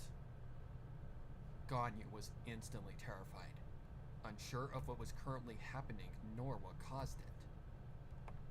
What? God! The airways of the night. Ganyu was instantly terrified, unsure of what was currently happening nor what caused it. What in the gods is happening? Ganyu questioned with fear. Ningguang's secretary, Baiwen, through rough and violent coughs, did her best to explain between desperate breaths. Ambush! Fatui. Ganyu froze, remembering the discussion between Ningguang, herself, and Kuching earlier. There had been a plan. The Fatui had caught on, and they were too late. We need to evacuate Liyue Harbor, Ganyu ordered. Where's Ningguang and the Yuheng? I don't... Bywin was too weak to think or answer clearly, so she took action, running back into her abode to grab her bow. Upon her return, Ganyu grabbed Bywin, gently lay her over her shoulder, then started down into the streets of the city. On her trek, she had wondered why her god Morax or the Adepti hadn't interfered. It was clear the situation was dire, and controlling the situation had gone out the window. The Fatui had caught them with the element of surprise, so they were drastically unprepared for this attack. That didn't matter right now. Ganyu's first initiative was to get Bywin to safety, so she moved towards the outside of Liyue Harbor where she wouldn't be affected by the smoke and overwhelming heat of the many fires engulfing the entirety of the city. Her breathing was hoarse and rough, so fresh air was a must to assure Bywin a start to her recovery amidst the absolute chaos. She found a nice spot where she could hide Bywin from any sort of enemy, up until she could hopefully resolve the ensuing hell upon the harbor, then took off back towards the city. Upon crossing the bridge where she usually would stop to pet the stray dogs and cats, she was immediately met with a massive warmth that radiated from the inferno just 10 yards from in front of her. It felt like the equivalent of being just outside the range of a dragon spewing fire in offense. She brushed aside all of her fears and armed herself with her bow, ready to take on any enemy who stood in her path. Armed and ready. Okay, stop. This needs to go back a little ways.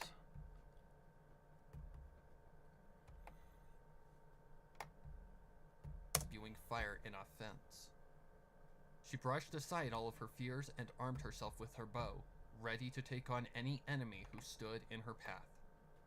Armed and ready, she started into the city at a fast pace, immediately feeling the blazing essence of fire overwhelm her in her trek. Upon her pacing into the streets, she noticed something that made her stomach turn in horror. It was quiet.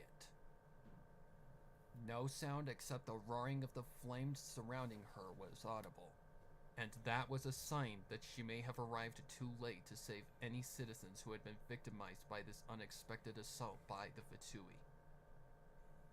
Regardless, she didn't want to risk it. Okay, right there.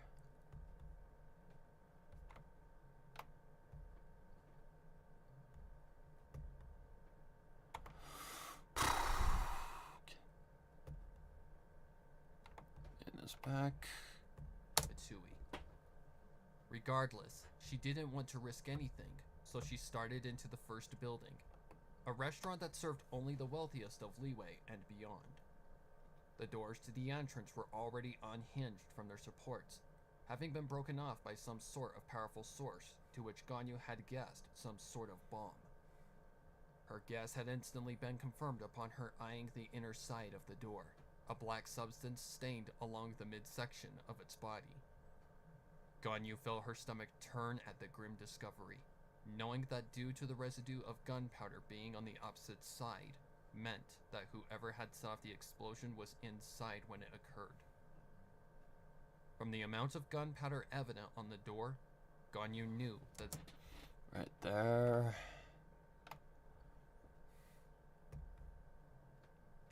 Come on.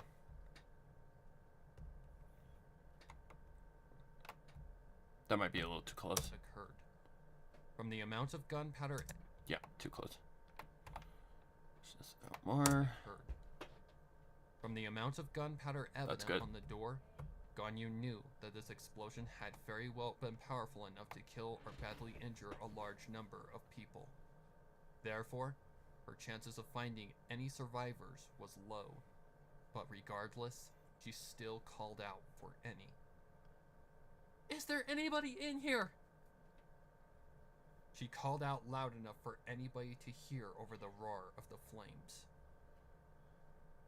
She listened for any responses, but after none came after a minute's time, she knew that casualties had indeed been caused by whatever the Fatui had used to turn Liyue Harbor into a fiery inferno. While she felt emotion peeing her ancient heart, Hold on. I don't like this right here. used to... Indeed been caused by whatever the Fatui had used to turn Liyue Harbor into a fiery inferno. Right there. Indeed been caused by whatever the Fatui had used. Right there. I don't like that. So what I'm going to do is bring it back a little ways. Indeed been caused by whatever the Fatui had used to turn Liyue Harbor into a fiery inferno. Okay, hang on. Can I knock some of that breath out? Right there. Indeed been caused by whatever the Fatui had used to turn Liyue Harbor into a fiery inferno. That's better. While she felt emotion peeing her ancient heart, she knew she had to keep searching for more survivors in the massive utopia before the fires could spread any further than they already had. Reluctantly, she turned back to the streets of Liyue Harbor and continued her pursuit. She searched each building, finding nothing but the same exact sights that she had met in the first. Charred corpses, blazing heat, and smoke had littered the building's floors, having been killed in an instant by whatever the Fatui had planted out of the sights of the Qixing and other Liyue officials. Ganyu hadn't seen something so tragic and horrifying like this since the Archon War. That historic event had led to many deaths, and the battlefields that the gods had clashed upon had been littered by the bodies of those who got caught in the line of fire. She remembered walking the fields every day and seeing nothing but the fallen corpses of humans everywhere she looked. If it hadn't been for Morax's guidance throughout all of those years of tyranny, violence, and death, Ganyu most likely would have taken her own life to escape. She was having flashbacks to those days with each attempt to save at least one lone survivor, and with each failed effort, her emotions grew more and more. Was she already too late to save any lives? Okay, this is gonna be an effect. Ganyu! Then she heard a voice she recognized. Ganyu! Is that you? From among the flames, she saw a silhouette of someone, and upon seeing the 2 points atop her head, she knew she had just been imagining a voice. Is that you? From among That's the enough room. flames, That's enough room. she saw a silhouette of someone, and upon seeing the 2 points atop her head, she knew she hadn't just been imagining a voice. Kuching! Ganyu responded back, carefully moving. Wait, how much space is that? A voice. Too much.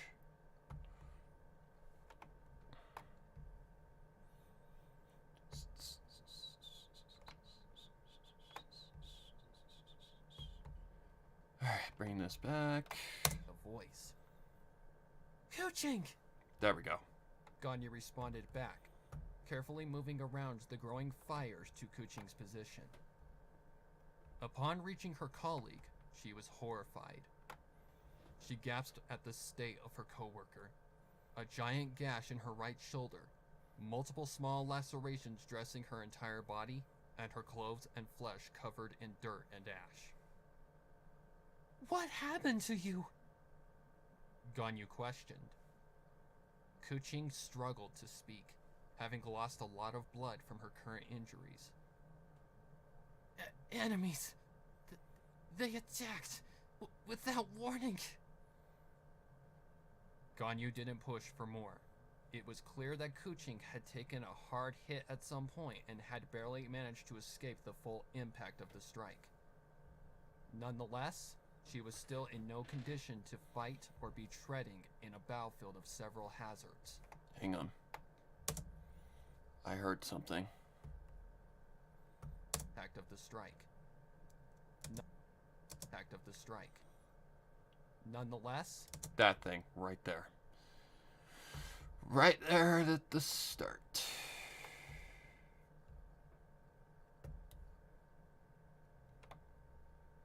That's too much. Let's see if I can get it a little closer. Perfect.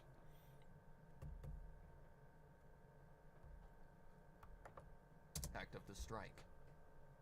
Nonetheless, she was still in no condition to fight or be treading in a battlefield of several hazards. It's okay. Oh shit. Can I get that out manually without having to zoom in? Yep. Hazards.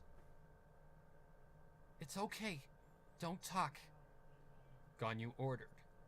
You're injured very badly and need to not put any further stress on your shoulder. Otherwise, you'll lose more. Okay, stop. That needs a little bit more room. How much room is that? Ganyu ordered. You're injured very badly and need to not put any further stress on your shoulder. Otherwise, you'll lose more blood. How? Okay, hang on, hang on. It's a little too much of a gap. Let's bring it back a little bit more. Ganyu ordered. Nope, still too far. Ganyu ordered. You're injured very badly and need to not put any further stress on your shoulder. Otherwise, you'll lose more blood. I'll be fine. The harbor, it's under attack. You need to stop them. Ganyu shook her head. Stop being stubborn. You need help before you bleed out. I'll stop them, but you need to get out of danger.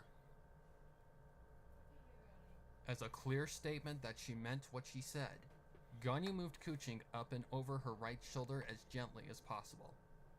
She didn't listen to any of Kuching's objection, if there were any, and moved towards the harbor area. She moved down the stone steps to where the recently imported loads from the harbor were stored for pickup, and looked out past the archway where she could see the wharf wide and clear. Upon seeing the giant jade screen manifested and three somewhat burly figures on the opposite side in the distance, Ganyu knew she had to hurry. Her boss and Li Wei's leader was in danger. She looked around for a spot to set Kuching down out of harm's way, and quickly found a nice spot where she was shielded and safe from any crossfire. Kuching grunted upon the action, but Ganyu knew it wasn't any worry, so she just worked her colleague to safety carefully.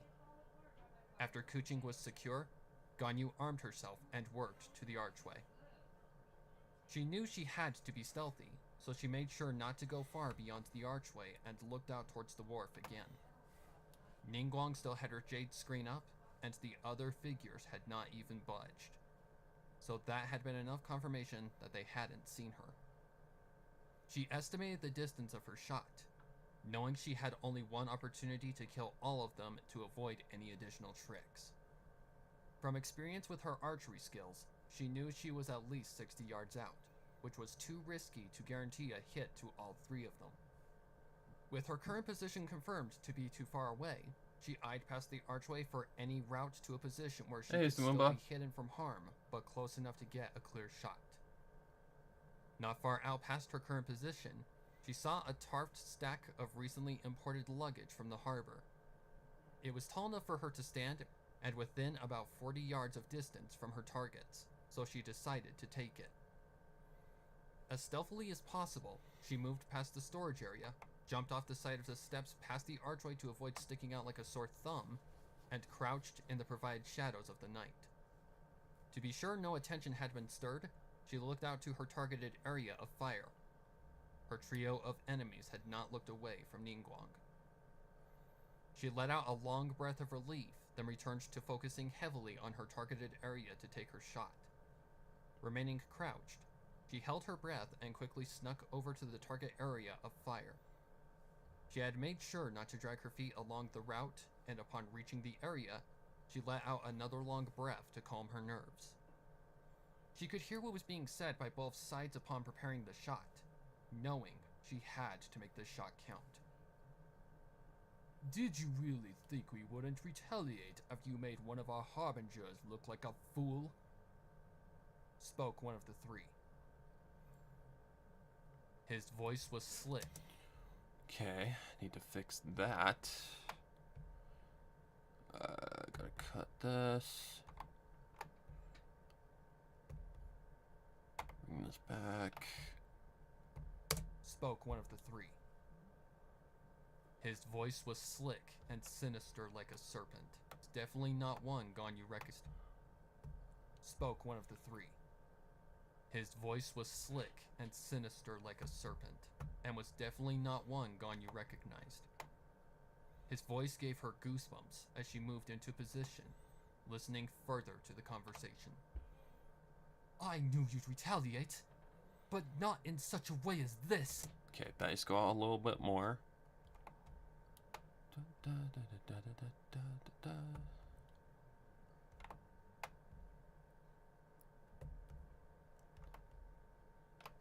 Spoke one of the three. Oops. I knew you'd retaliate, but not in such a way as this. Okay. Ningguang replied. Why take your revenge out on all of Liyue Harbor's citizens? The Qixing were the ones who humiliated your harbinger, not the citizens. The answer is simple. Oh, it's immediate because he's responding to her. Let's see. Back a little bit more. Let's see if this helps. Not the citizens. The answer is simple. Had our plan originally gone through without your interference, your precious city would have been lost to the ocean for eternity. Okay, I get that out. Where did that go? Try and spot it. Here? Citizens, the Qixing Oh. Oh, I see it. Right here? interference. Yep. Okay, so I gotta get that out. Pretty simple. Simple little fix. Interference. Your precious city would have been lost to the ocean for eternity. That's not that bad. The same voice explained. We are simply accomplishing the very goal we had strived for from the beginning, eliminating Liyue Harbor from the map of Tavat. Ganyu couldn't believe what she was hearing. The Fatui had planned mass genocide as a form of justice? Had this been an order from the Sarita herself? You realize that by sinking my city, you lose a lot for your own country? Ningguang claimed. Your Majesty has business ties with Liyue Harbor through the Northland Bank, and by destroying that, Snezhnaya loses a lot of resources. Whomever... Hang on. Hang on. I need to fix this first.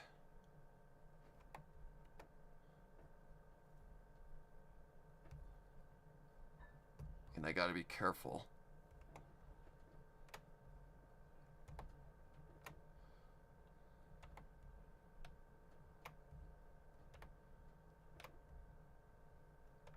It's like 500 and something. 535 or something along those lines.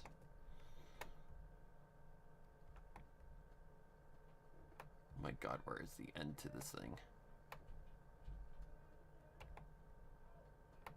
Not sure what my mom's doing. Okay. That works. Alright, now I got the full length. I do need to fix something because I heard something I don't like. Interference. Your precious city would have been lost to the ocean for eternity. The same voice explained. Ow. We are simply accomplishing the very goal we had strived for from the beginning, eliminating Liyue Harbor from the map of Tavat. Ugh, shit. Ganyu couldn't believe what she was You realize that by sinking my city, you lose a lot for your own country. Genocide as a form of justice? Had this been an order from the Sarita herself? You realize that by sinking my city, you lose a lot. Right there? Your Yep, right there.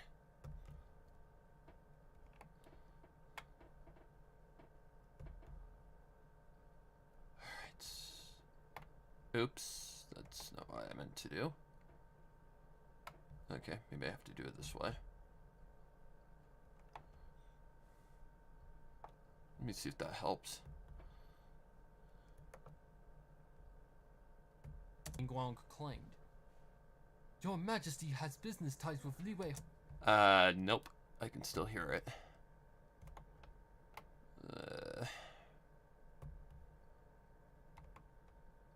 Maybe that'll work. Guang claimed. Your Majesty has business ties with Liwei Harbor through the Northland Bank. And by destroying that, Snezhnaya loses a lot of resources. Whomever was the head of the operation responded by laughing, which wasn't a good sign. As far as I'm concerned with our ties to Liwei Harbor, I don't care. He mocked.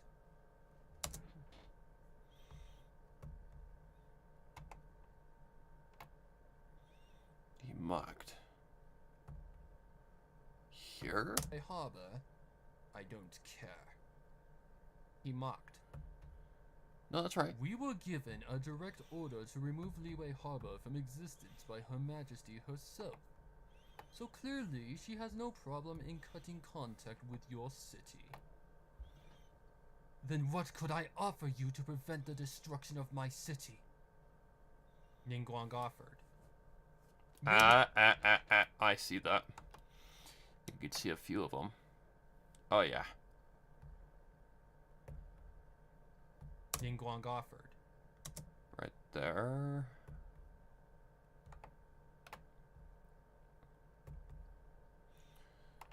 I truly do not know where this shit comes from. There's one.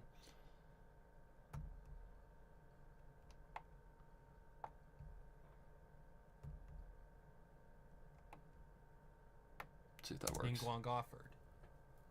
Name your price. I am sure I can meet your standards. Another set of I heard that. Ningguang offered. Name your price. I am sure I can meet your standards. Another set of laughs permeated the night breeze. It truly is a sight when the almighty Okay. Laughs permeated the night breeze. Laughs permeated the night breeze. There's not really much I can do about that one. It truly is a sight when the almighty Tianshuan is forced to bid for the mercy of her empire. On the night breeze. The night breeze. The night breeze.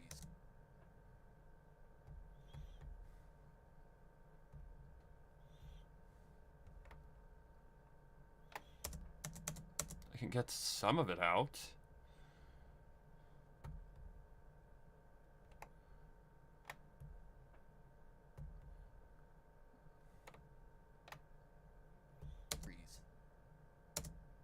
That works. But I did hear some more.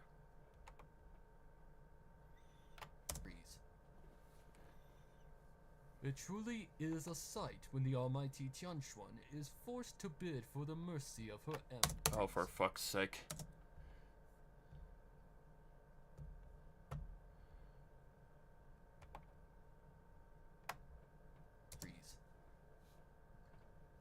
It truly is a sight when the almighty Tianshuan is forced to bid for the mercy of her empire. It truly is a sight when the almighty Tianshuan is forced to bid for the mercy of her empire. Unfortunately, this isn't an act out of business, Tianshuan. Stop for a minute. Okay, get that one out. I can see it plain as day.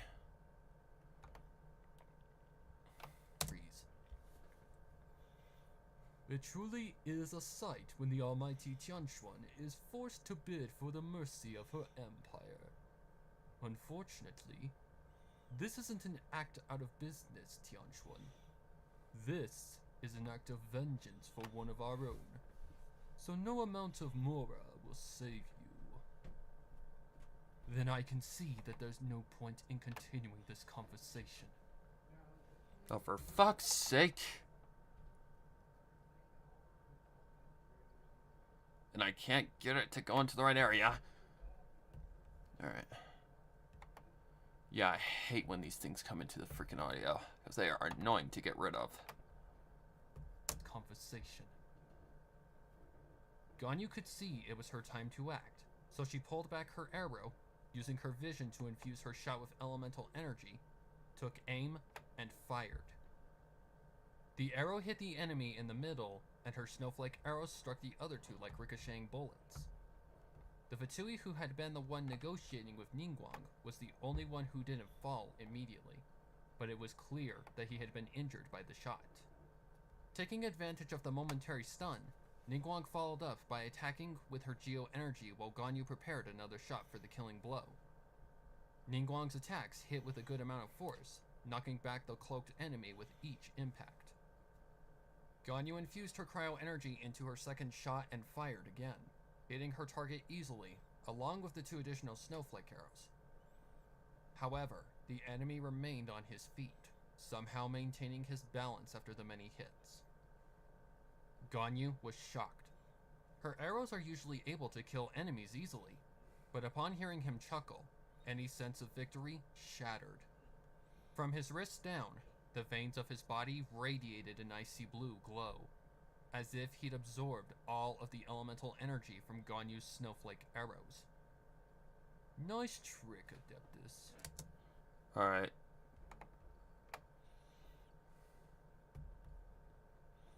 Come on. Thank you. Push that out. Ganyu's snowflake arrows. Nice trick, Adeptus. Too far. Ganyu's snowflake arrows. Nice trick, Adeptus. He mocked. My turn. At a raging speed, he lunged forward at Ningguang's shield, shattering it like glass upon impact. Then, before Ningguang could even defend herself, she was met with the strike from the cloaked Fatui. Fucking air pockets, I swear.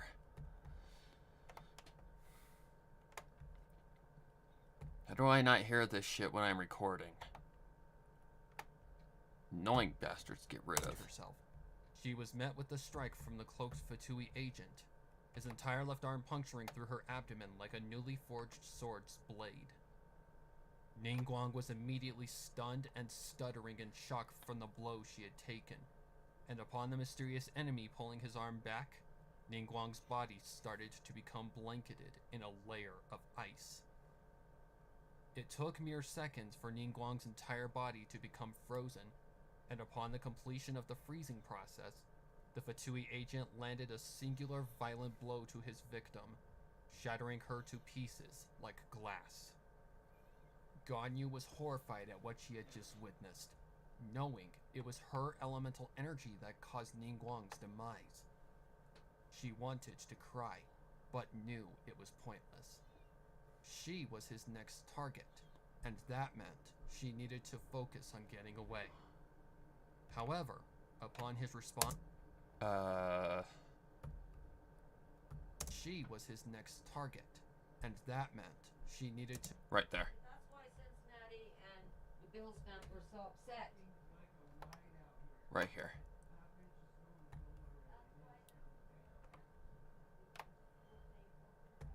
And that meant she needed to focus.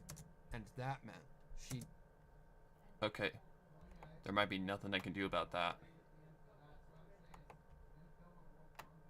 And that meant she needed to focus on getting away. However, and that meant she needed to focus on getting. I know it fucks shit up. S's are tricky. See if that might help. And that meant she needed to focus on getting away. Whatever, it works. I know it sounds clipped, but, you know, I'm trying to make it as clear as I possibly can. And that meant she needed to focus on getting away. And that meant she needed to focus on getting away. However, upon his response, she didn't even have to run. Be grateful that I used all of that energy on her. He taunted calmly. I should actually thank you, seeing you gave me what I needed to finally shut her up. In return, I'll give you the luxury of mercy and a head start in escaping this place before it goes into the ocean for good. I'd suggest you start running now, because you only have 30 seconds. Ganyu didn't hesitate and took the offer, knowing there was nothing she could do to stop him. She'd just witnessed his abilities firsthand, and she couldn't match his speed or powers. She ran from the wharf to the storage area to fetch Kuching, working quickly to maneuver her over her shoulder. What are you? There's no time! Ganyu ordered, running back up the stone steps, down the streets of the city, and towards the bridge. She didn't think at all and just crossed the place where she'd come to pet and feed strays, contemplating on whether or not she'd done the right thing. She was clearly outpowered by whomever had murdered her boss to nothing but ice shards, so had she stayed, she most likely would have died. But was that better than running like a coward? Her thoughts were interrupted by a sudden massive boom to her ears, resembling the sound of a giant's footsteps. The ground rumbled beneath her feet as she stopped and looked back, seeing only massive clouds of smoke and rubble erupt from the mountainsides that the city clung to like a leaf to a branch. The explosions came in intervals as she watched the city she had lived in for centuries begin to collapse into the ocean like a sinking ship. All of the supports the city had shattered, and now Liyue Harbor was nothing more than a landmark of ruins. A city built and expanded over the course of history that had been destroyed in mere seconds. Ganyu couldn't believe the sight before her eyes, but she knew she couldn't dwell on it, knowing her colleagues were in need of medical help and assistance. Her co-worker had been quiet during the entire destruction of their home, speechless on what had just happened. It seemed impossible, but what was done was done. Now, what do we do? Kuching asked, her voice full of sorrow. We find Baiwen, then head for Wang Shuwen. We must inform someone of what's happened. Someone important. Who? Kuching questioned. Rex Lapis. Okay. That is done. Well, not done, but it's clean. MP3 file.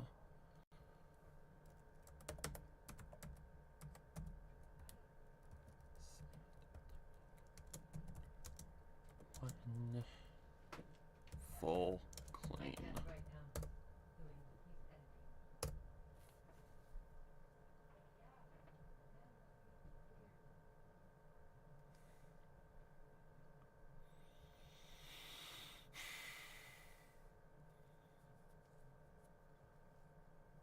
Now, the question is, do I want to work on effects? Honestly, no. Like sound effects. Wouldn't be that difficult. There's not very many, like, lines in this, honestly.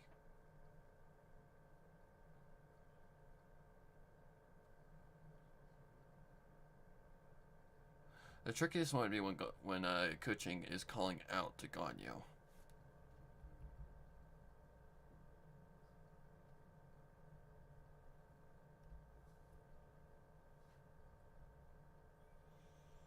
Because it's kind of a dramatic moment.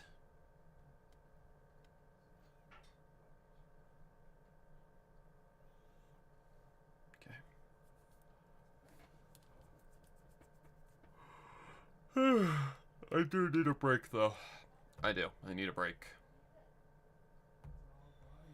So I'm gonna take a mini break, just listen to some music. Whoops. None of the copyright stuff, though.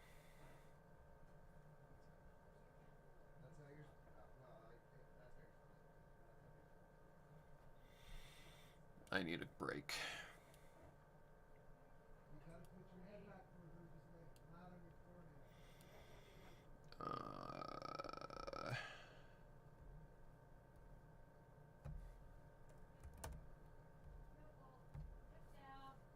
fuck's sake. Yeah, let's listen to the new Prince Whatever track. Why not?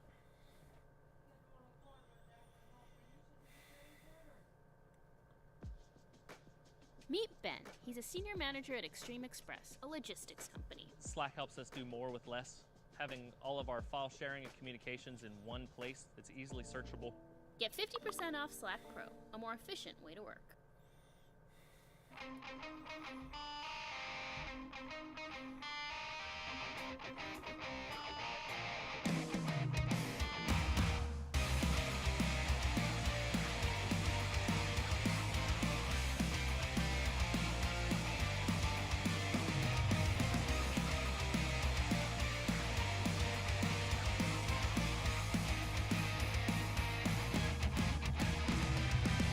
The streets are paved with gold. Better show them what you've got. Mares here never get old in a town called Camelot. But best do what you're told. You've got a rep to keep. Gotta bluff or else you'll fold. 'Cause the uptown never sleeps. So say please and thank you. It's so nice to see you. Back in line, scream and unite. Spare me your pleasantries. They don't mean shit to me. Don't mean shit to me. You got something Whoops. to say. Well, spit it out, but watch your tongue. I'm not just anyone. Hold on.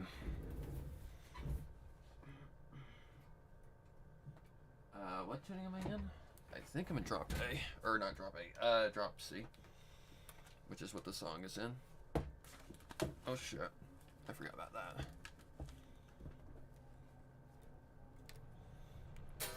Yeah, I'm in drop C. I'm out of tune.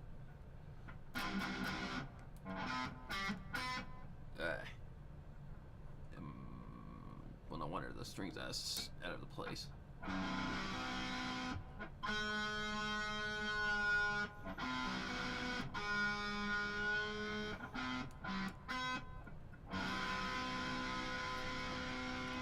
I think that's right. Okay, so where are those chords?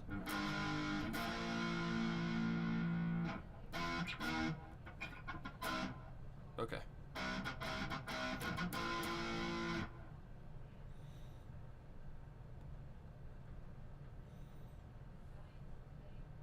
Maybe I should turn that down a little bit.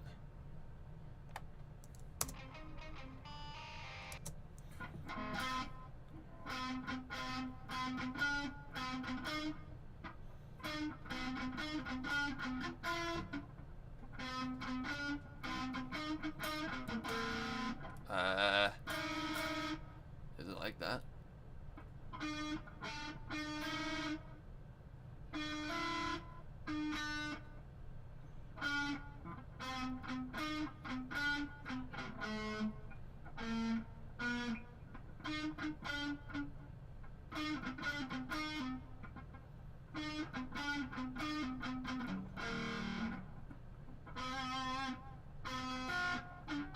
It's a weird sound.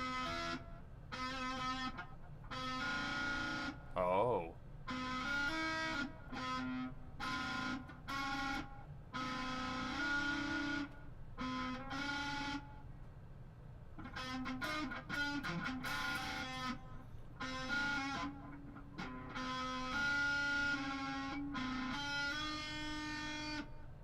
Something like that?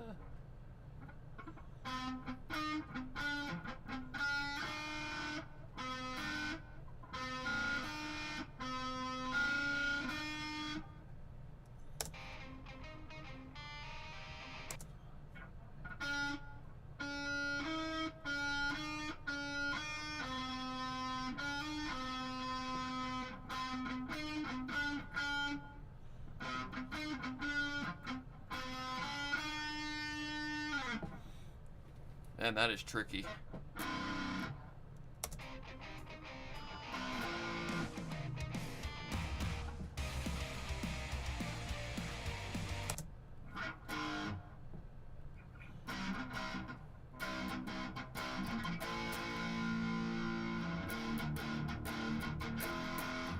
Is it really that simple?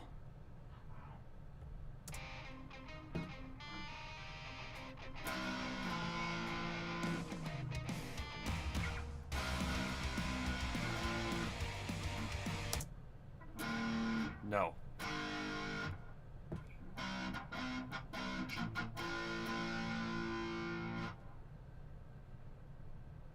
Da, da, da, da, da. That's right for sure. Is he doing something like this? Like that kind of thing?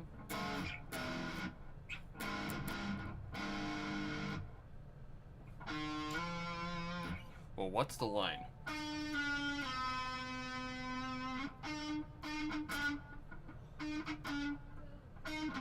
Nope.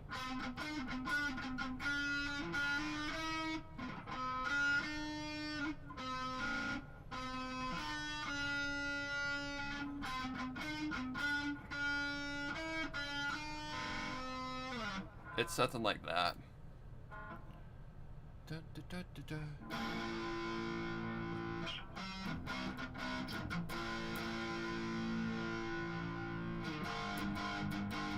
I want to say it's that, but it's not.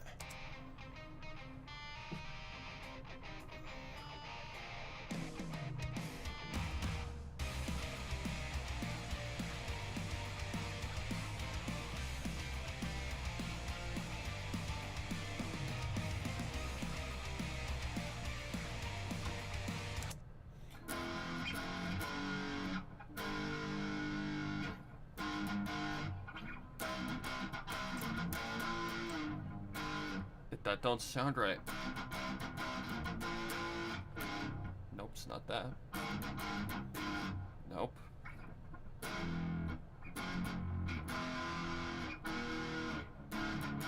Nope.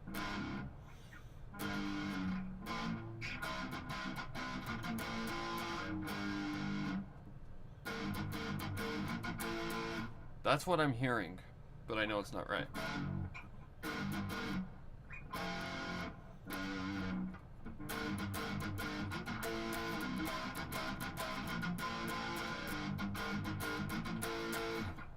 Something like that?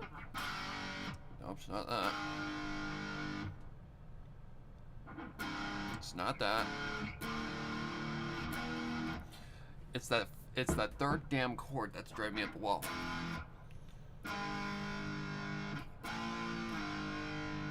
Again, back to that again.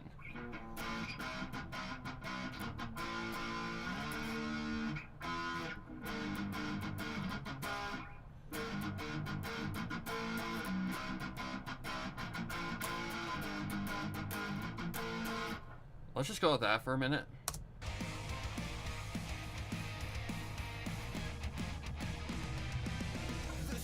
Oh, he's doing those things.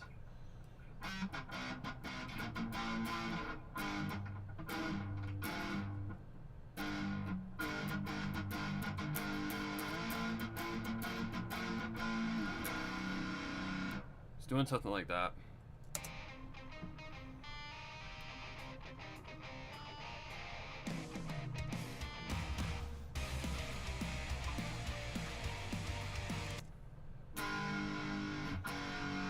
Oh my god, that is gonna drive me up a wall.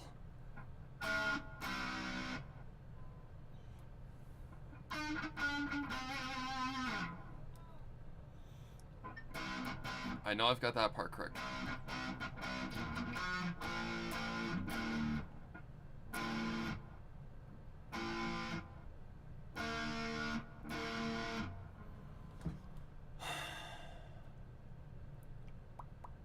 Ooh, wait a minute, could it be something like this? Like something like that? Okay, I have to find the root note.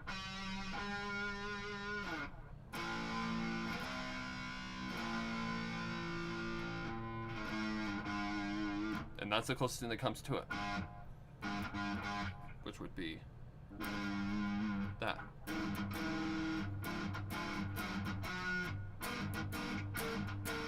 Again, that's the only thing that comes to mind.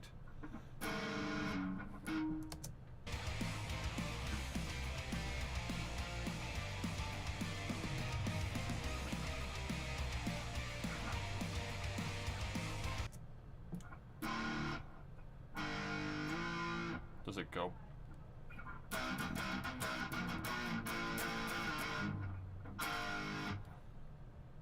Am I not in the right tuning?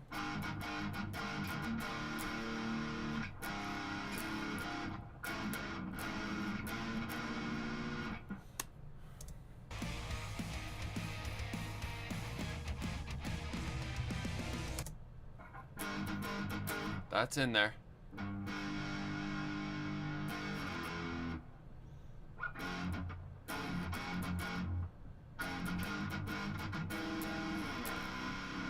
The streets are paved with gold. Better show them what you've got. Mares here never get old. In a town called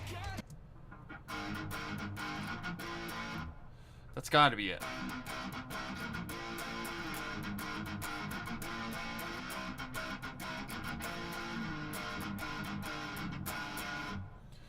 Something like that.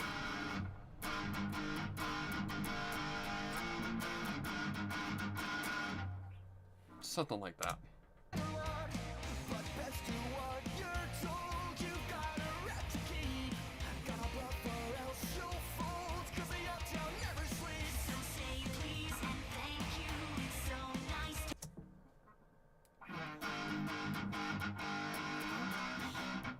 Yep. to see you.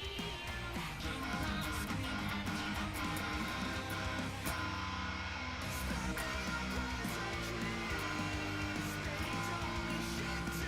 That's it.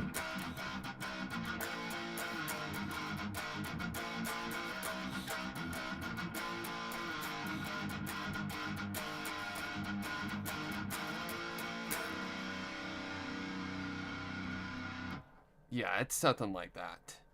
It's gotta be.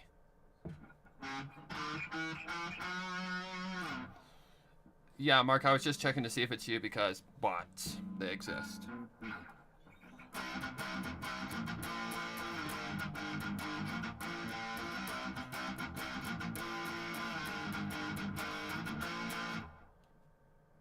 There's gotta be a difference there, though.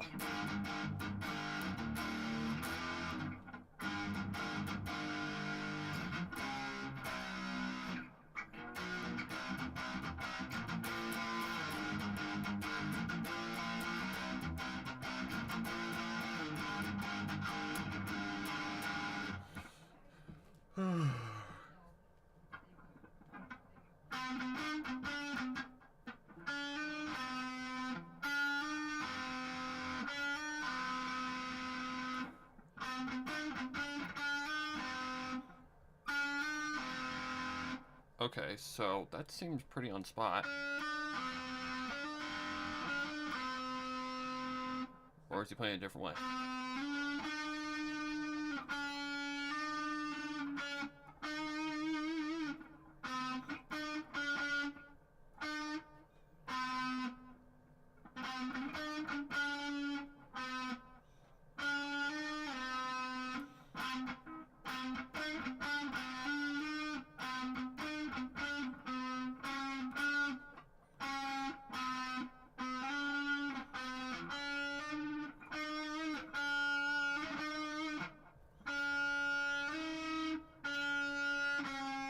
Hmm.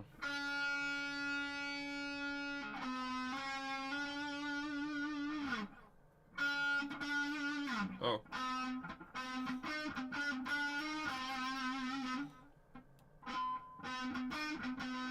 Ah. Something like that. I think he's playing like this.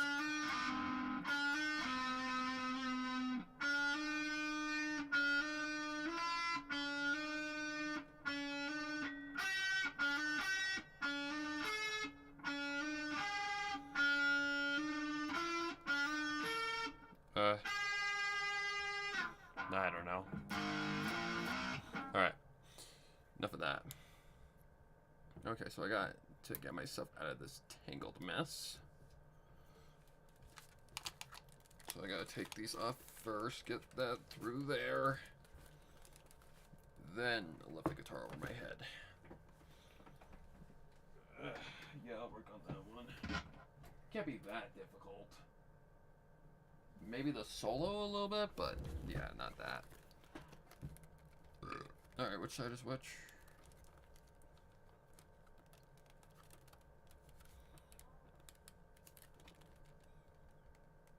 left, right. Okay.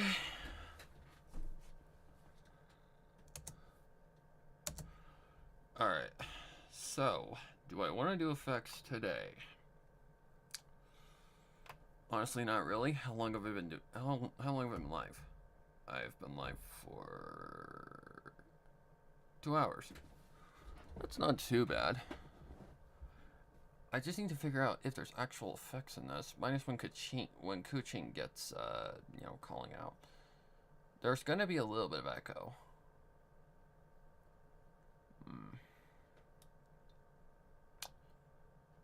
I mean, it can't be that bad. Whatever, I'll do it. Get it done, over with. Alright, so that means, yeah, I have to export the one first. Control A, delete everything. Import again. They don't mean shit to me. Alright, this one. Okay, if I'm gonna be doing this, I need coffee.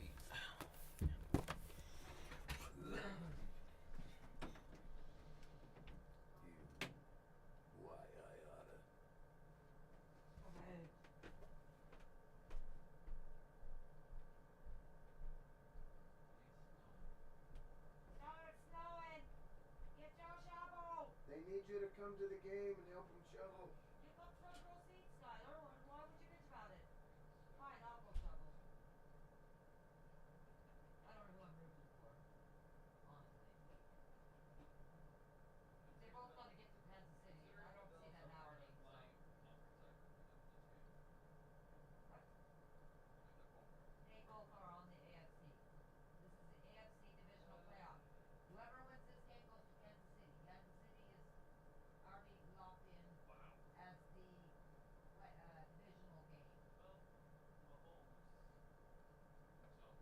then I don't know who it is on the NFC that's locked in already, but the Eagles, whoever won last night between the Eagles and the Giants, have got to play them. And then Dallas and San Francisco play tonight. Oh hey, that was a dead ball, dude. It's a dead ball. No, it doesn't count. It was a dead ball. It hit the ground. But dude, it don't count. This was a dead ball.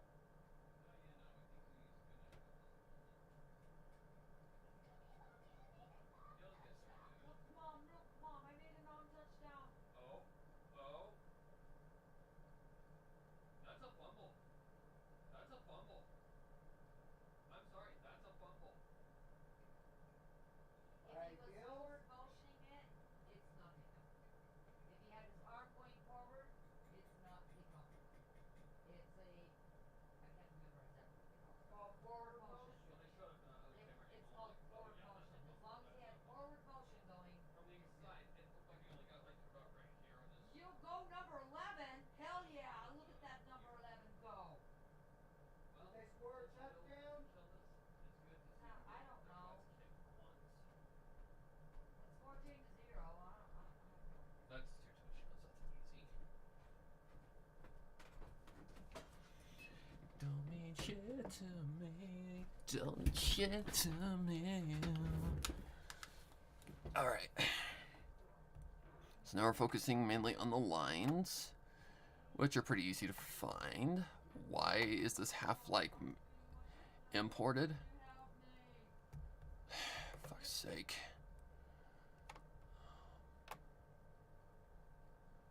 I swear this program is just bipolar shit.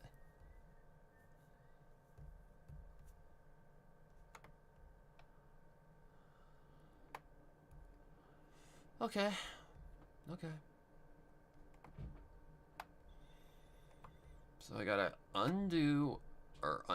I got to reform all of this because the program's dumb. Or something, I don't know.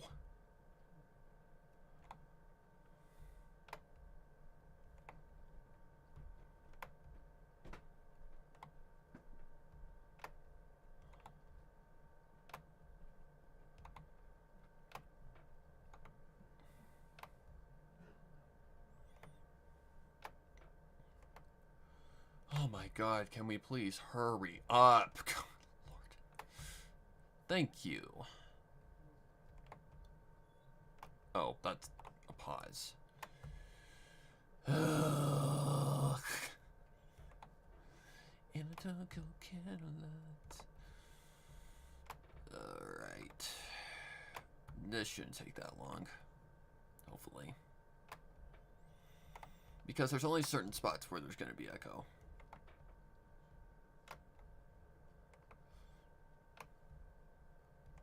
I need to actually check to see if the RAM isn't overdoing itself. So, that's also good to know.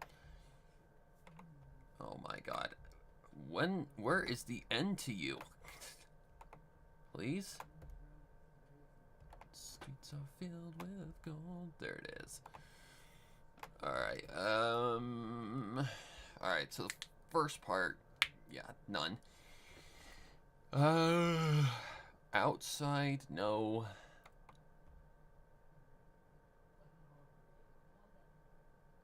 I don't think so. I'm gonna use office either.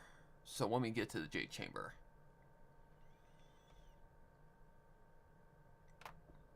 So I need to figure out where that is. Turned to them with a smile. You made it. Oh, perfect. Very good. Now we can get to work. Ningguang greeted. Okay. So this would just have like a mild echo on it. Just a mild little reverb. Or would it? Because the Jade Chamber...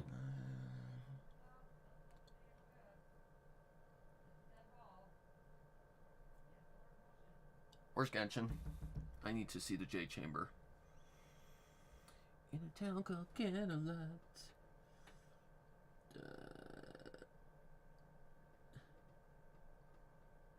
22 Archon quest from 1.4 to 3.4. 24 Saturday. I can include in the tour guide.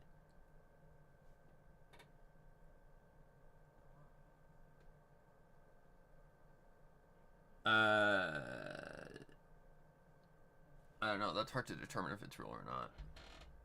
Looks legit, but it doesn't look like they're gonna give us 22 fates. Fuck. 2 free temples? No. That's not Hoyoverse. Alright. I need to go to the Jade Chamber real quick. Because I need to see... I actually need to see if there's actual echo in this place. I don't believe there is, but... I don't know, I haven't been to the Jade Chamber in forever.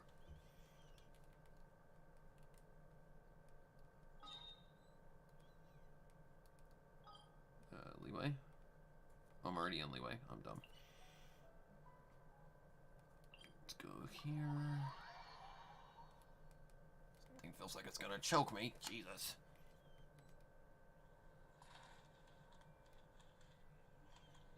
What way did I go?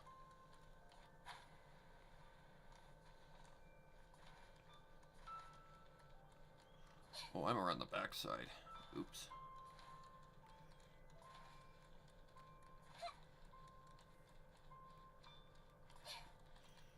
Ningguang, I need some Mora, please. You promised you'd give me some Mora.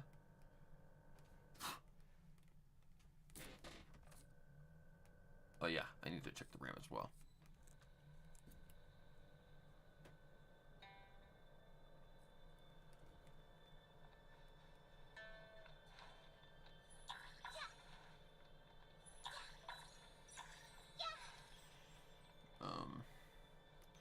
So normally the game is pretty good about making the, like, the effects of, like, a voice. Like, if it has an echo on it, they're pretty good at it.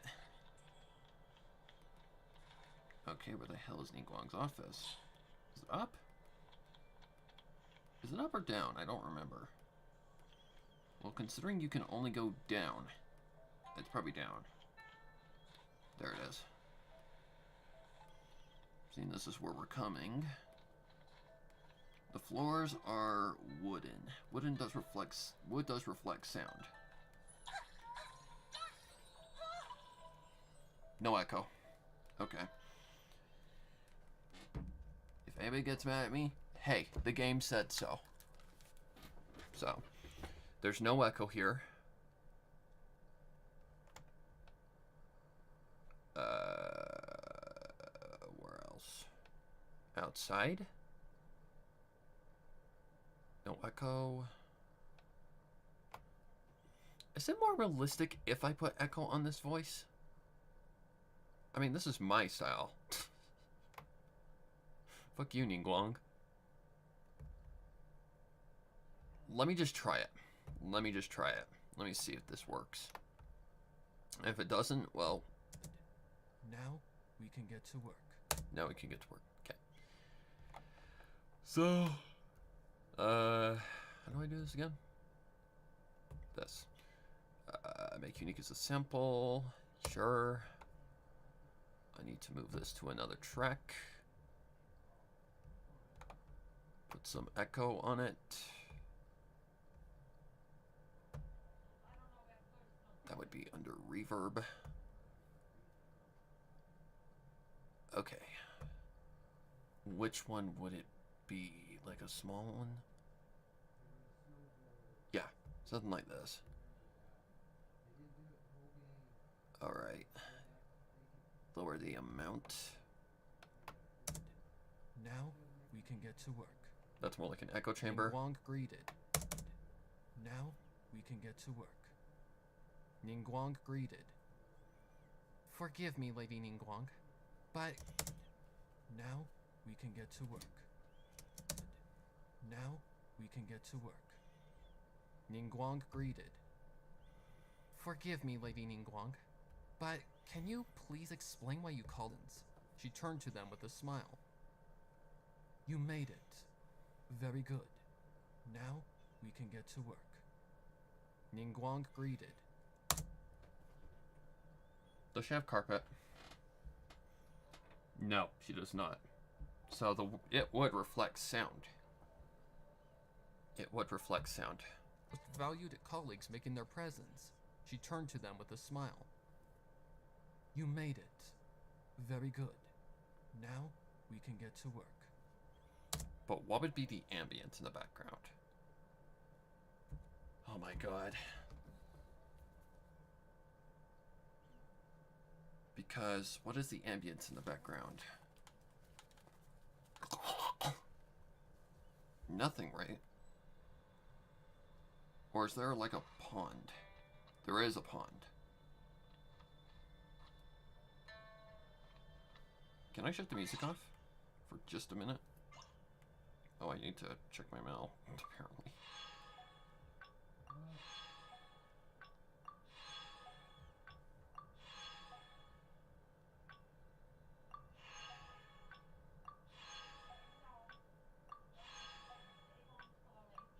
Okay. What am I doing? Oh yeah, settings. That would be audio. Music volume, down.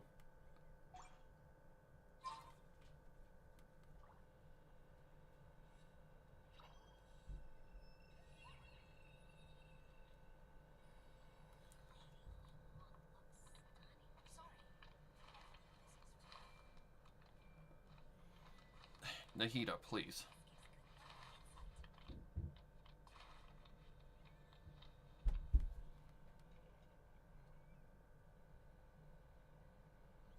I can't even explain what that sound is.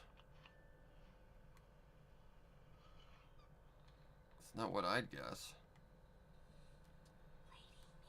Ah, fuck it. Fuck it. Okay, put the music back on.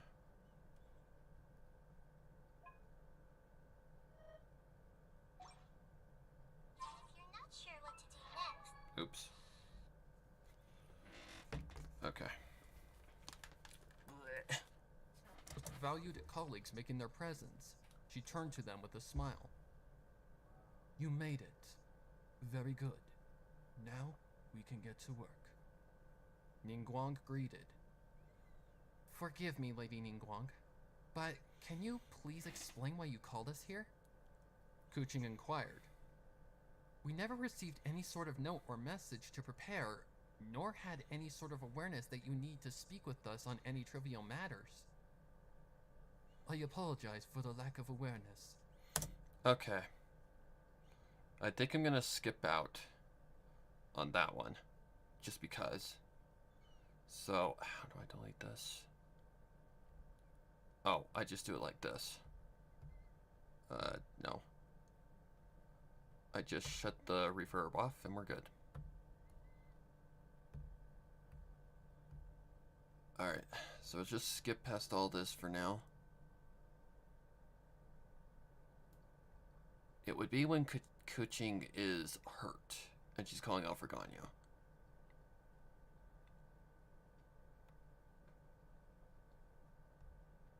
That's the only place where I can see an effect actually take place. What is that?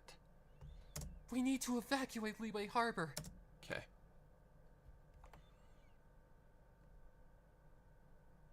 It's not far after this. That. Is there anybody in here? That's definitely got something on it.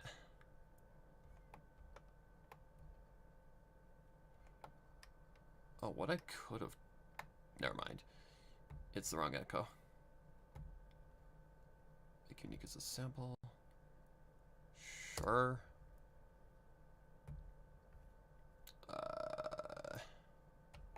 Put that on 3. Oops, not that one. God damn it. Put that on 3. Okay, so verb. I'm gonna have to put like a sound effect under this just to tell.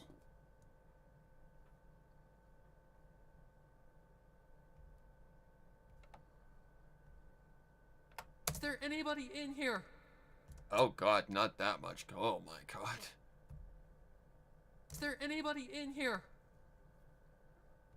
She called out loud. Is there anybody in here? Gee, many Is there Christmas. anybody? Jesus criminy.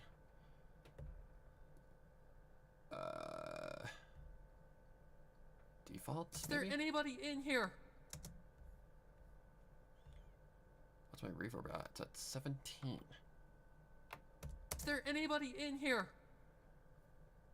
No. She called out loud enough. Is there anybody in here?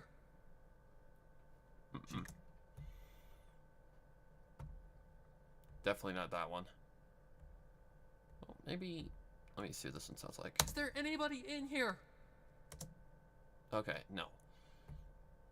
Small studio is probably your best shot. It's like... Is there anybody in here?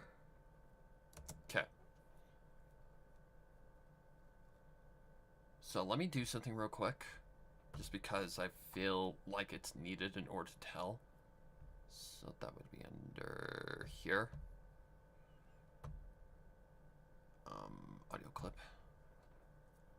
1, 4.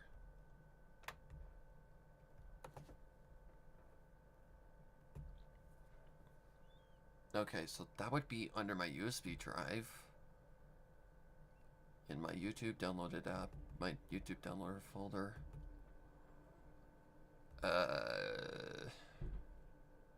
It's fire. That one. And it would be a powerful sound because it's literally surrounding you.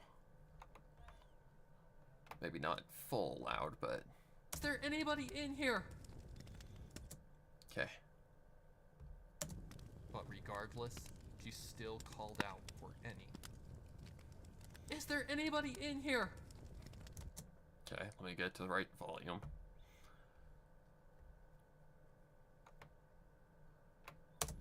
But regardless, she still called out for any. Is there anybody in here? She called out.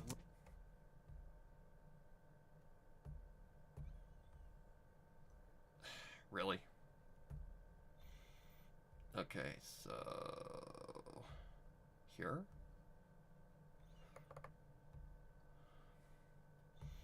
We're just gonna try some stuff, see what it does. But regardless, she still called out for any. Is there anybody in here? Nope, it's too long.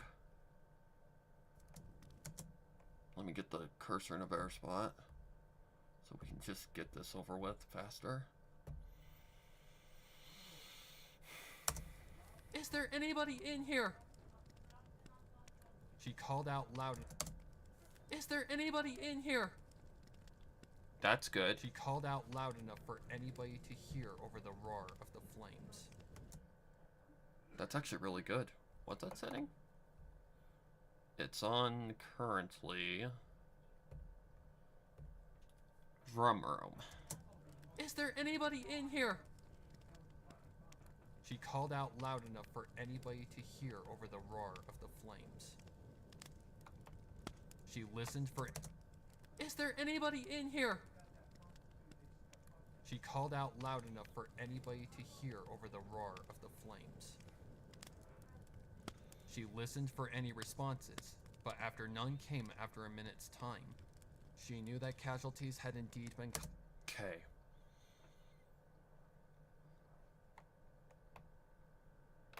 So at 9%, see if 11% works. Is there anybody in here?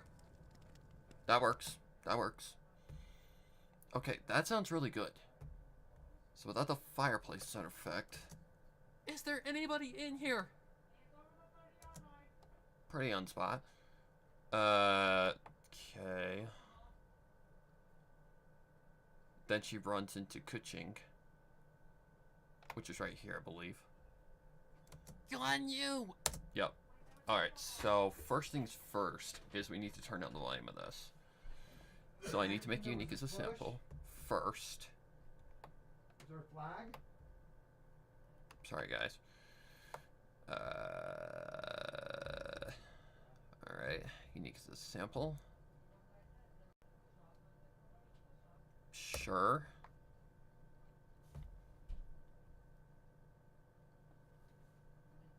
Okay, so this one's gonna be tricky. Because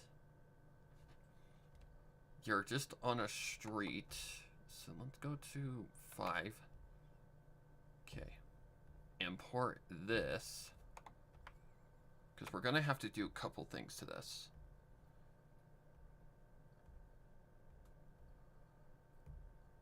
So first things first, we're gonna have to turn her down. Oh, never mind, I don't have to do that. I just have to go here. Turn this down. On you! On you! Okay. Now, let's see. How do we do this? Good question. Let's see if a little reverb helps.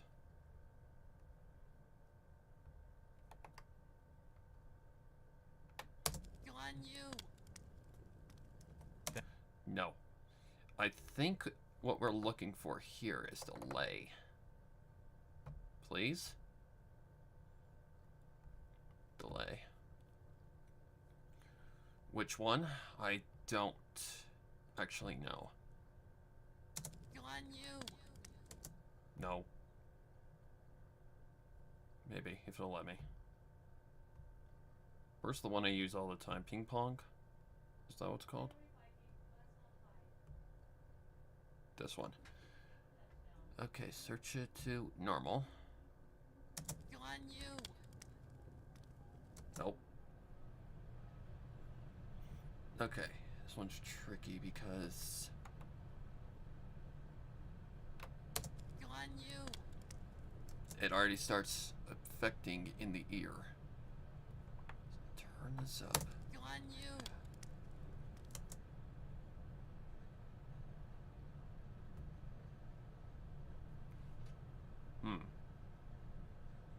It's gonna be tricky.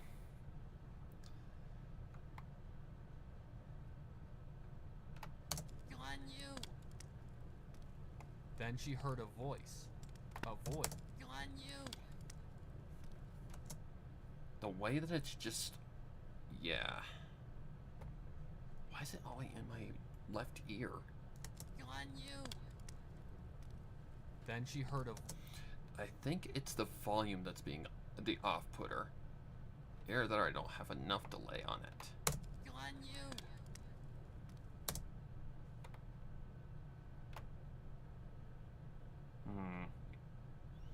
Okay. So let's mix this with a reverb and see where that gets us. So let's go with default. Drop it. On you. Then she heard a voice. On you.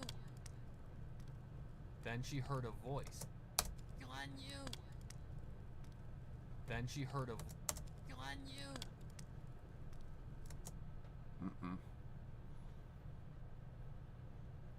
Like if you're in a distance, you're on a street, there's no echo around, and you're very weak.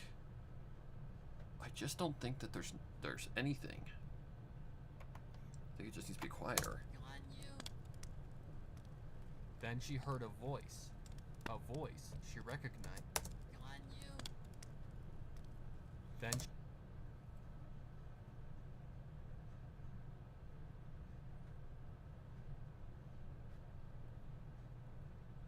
Okay, let's. On you. Like, it's very distant. So. Yeah, I don't like the delay. What else can I do here?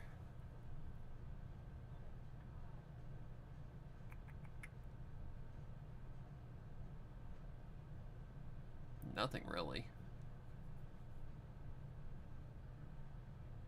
What I could do is lower the volume of it a little bit more. On you. Then she heard. On you. Then she heard a. On you. Am I on the right track? Because it doesn't seem like it's making a fucking difference. On you. On you. It isn't. Okay, I think I'm on the wrong track in the first place. What's on 5? Part 3. This says part 3. Why is it being an asshole about it? On you. Okay, it is the right track. Oh, I see. It's not activated. Oh. On you. Then she heard a voice. A voice she recognized. On you. On you. On you. On you.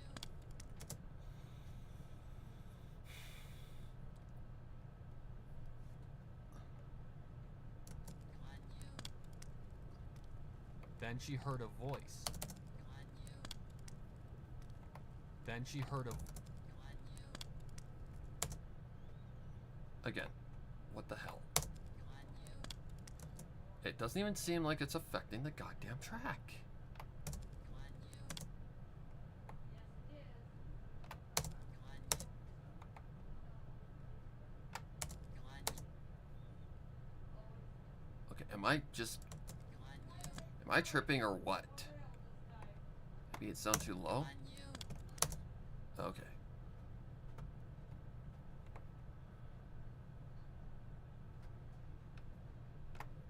On you.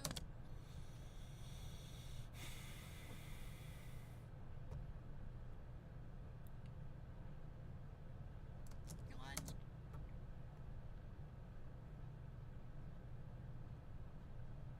Am I just... How did you get turned off again? On you. On you. Here we go again. On you. Okay, 5 is the voice. So why am I not getting any voice difference? There it goes. Then she. On you. Then she heard a voice. A voice she recognized. On you. On you.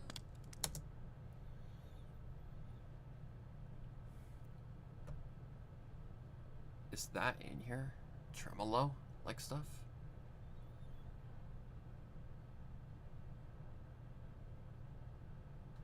I actually don't know. compressor, EQ, processor.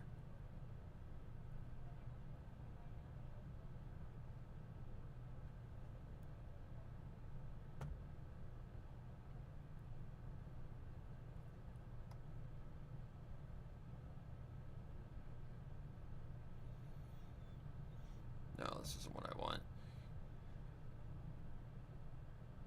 How do I do that? I always do that.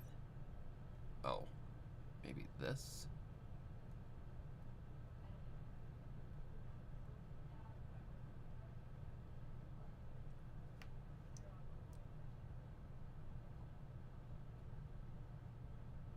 I don't know.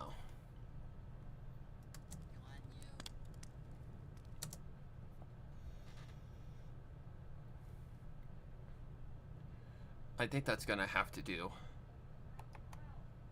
Okay, Ganyu, is that you?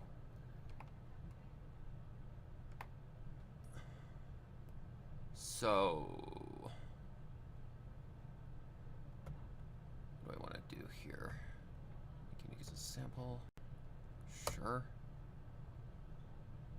So part 4 is on what track? Let's see if 5 worked. Then she heard a voice she recognized.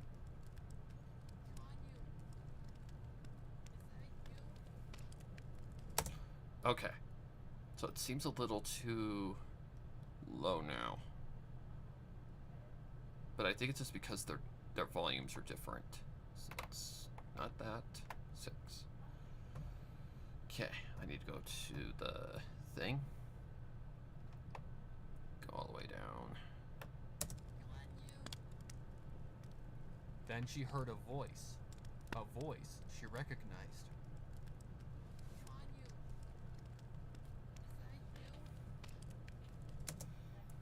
Okay. A little more noisy than that.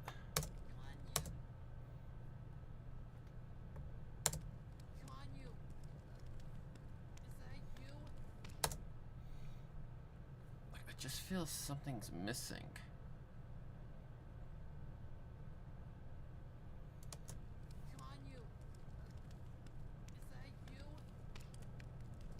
From among the flames, she saw a silhouette of someone, and upon seeing the 2 points atop her head, she knew she hadn't just been imagining a voice.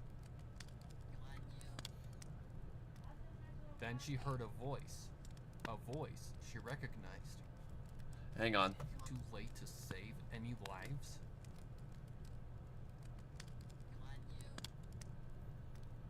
Then she heard a voice she recognized.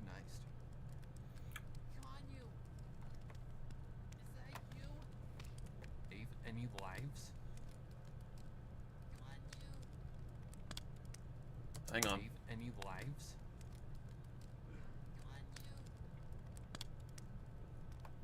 Then she heard a voice she recognized.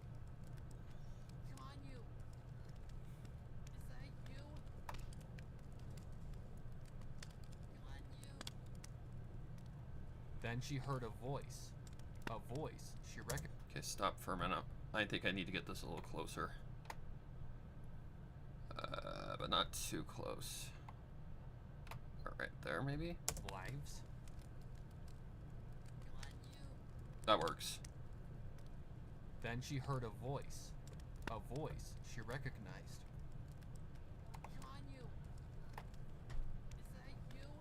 That works. From among the flames, she saw a silhouette of someone, and upon seeing the 2 points atop her head, she knew she hadn't just been imagining a voice. Kuching! Okay, that is a little noisy. Kuching! God. Let's lower that just a little bit.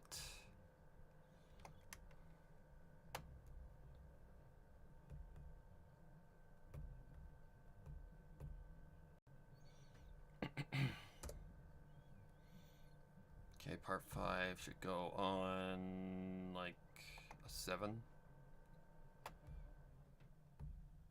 see if this might work. Okay, lower just a little bit. Kuching!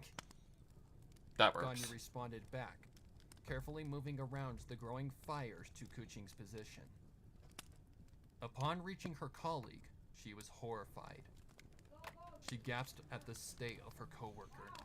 A giant gash in her right shoulder, multiple small lacerations dressing her entire body, and her clothes and flesh covered in dirt and ash.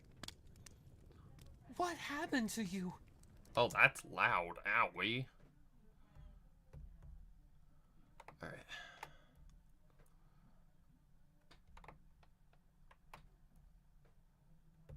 Alright. Making you guys a sample. Put that on the same track.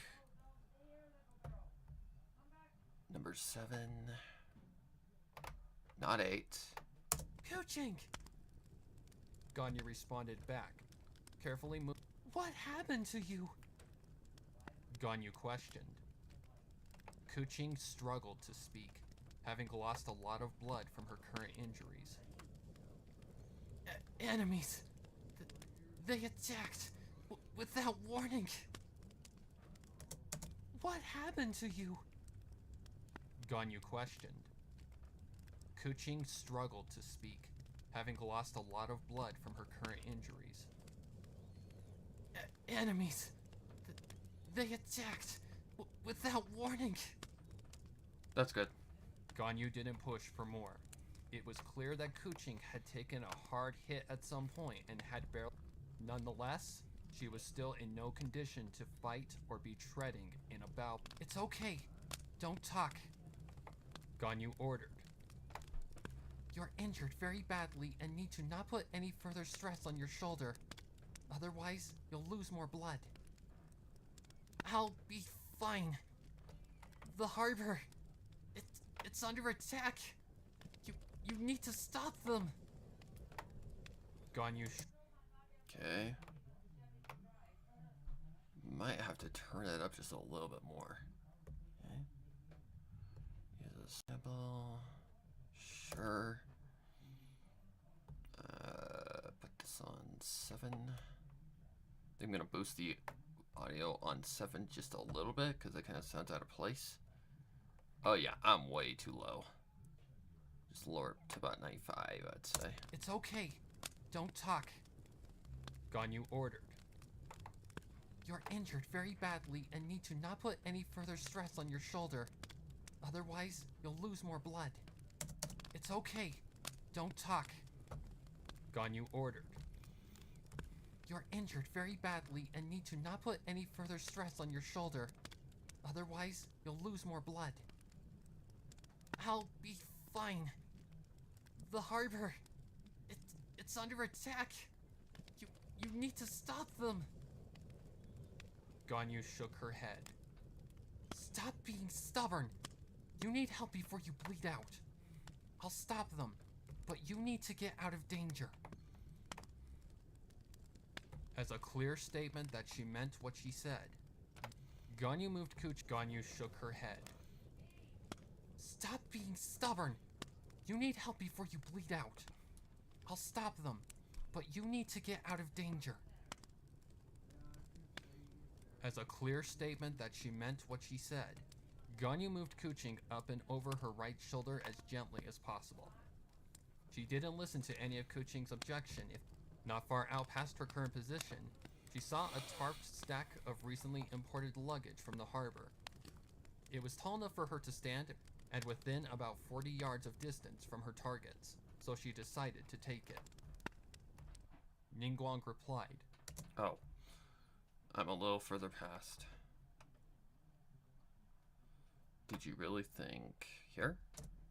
Did you really think we wouldn't retaliate after you made one of our harbingers look like a fool? And there's definitely no echo here. So yeah, I think that's all the effects that I need. And if there is any, I can always just add them later on. It's no big deal. Okay, but do get this out of here.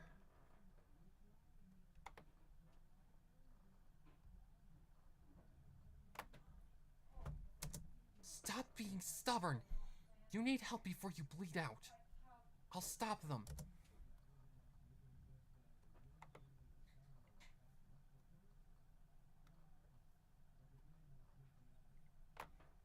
What is that? Stop be... Coaching! Oh.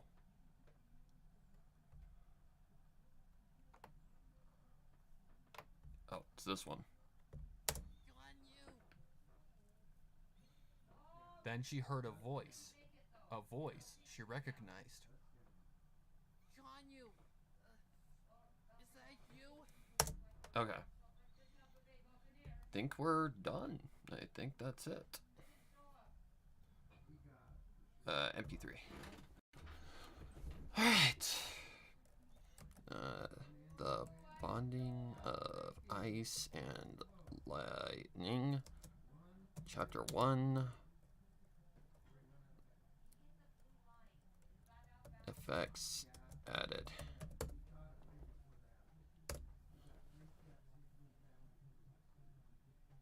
Okay. I am so sorry, guys. It gets crazy here on Sunday. Alright. Why is that so noisy?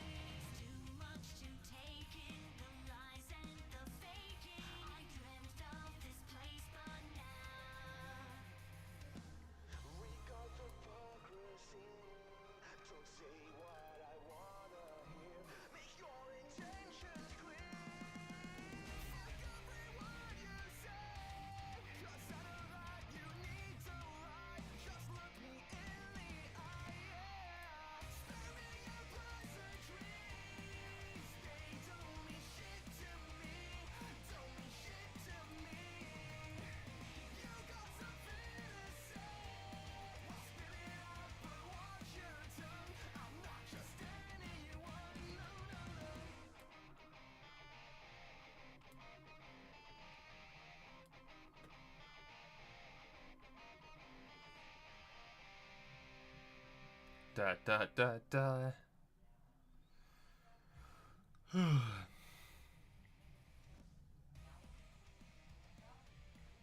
So I'm just waiting for that to export.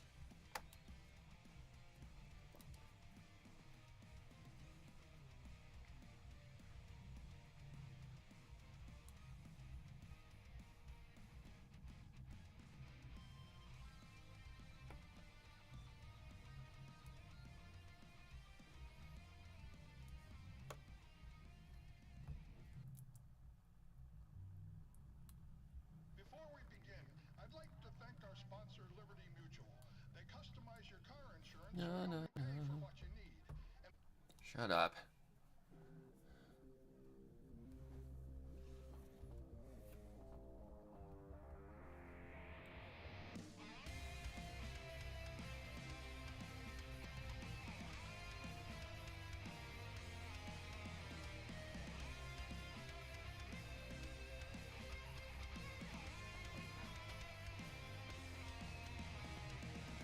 So you've come at last, thought you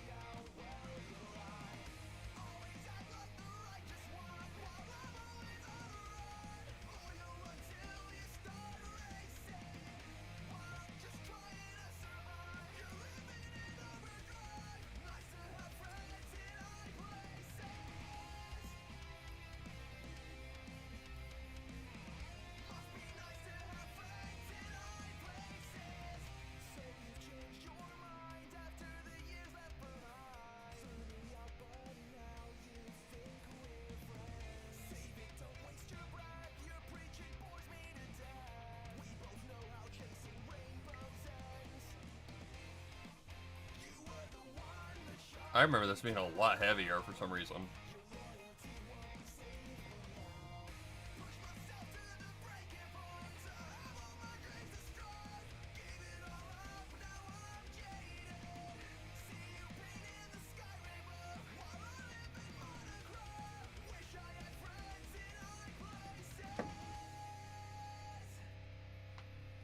That little riff he does.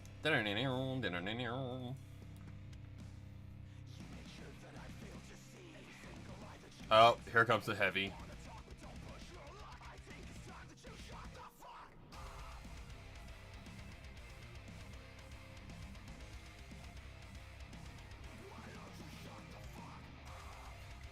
Very Linkin Parky.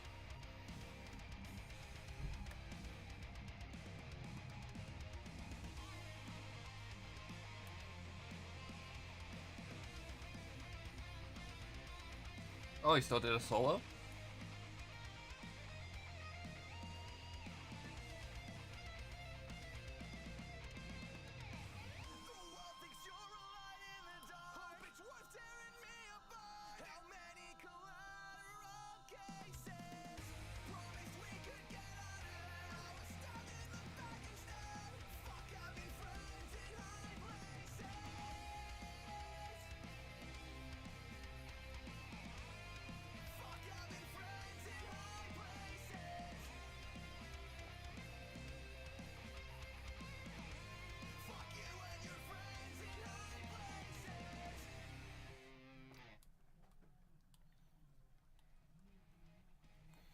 Did Lightning deserve what she got? Yes, she did. That little riff right there. That one is really, really catchy.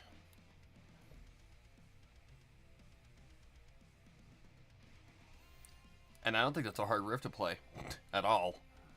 Because it's just two notes.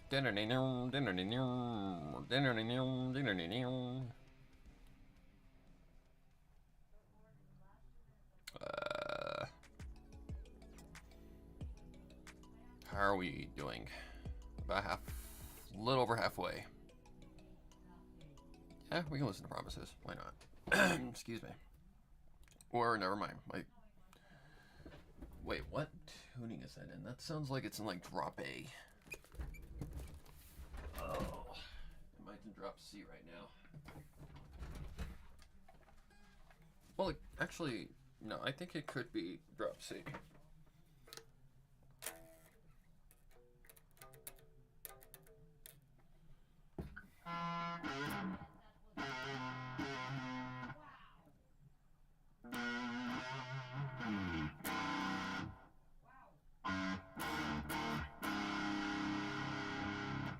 No way that's drop D.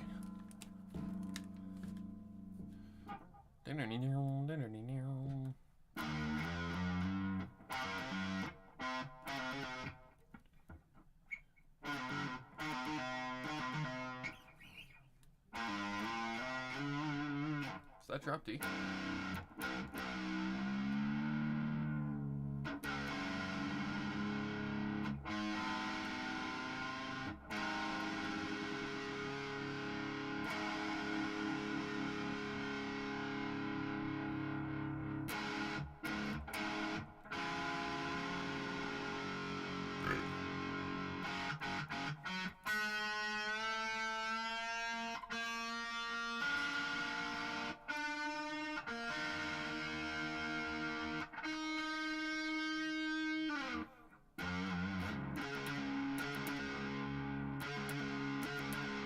See, it's something like that. You know, something like that.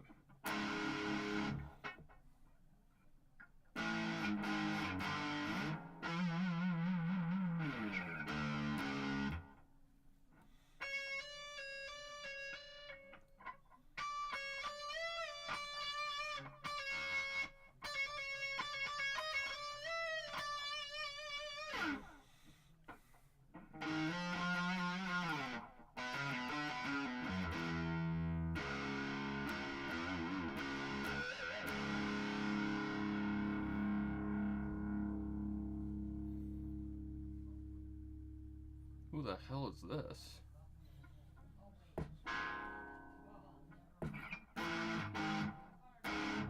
tune.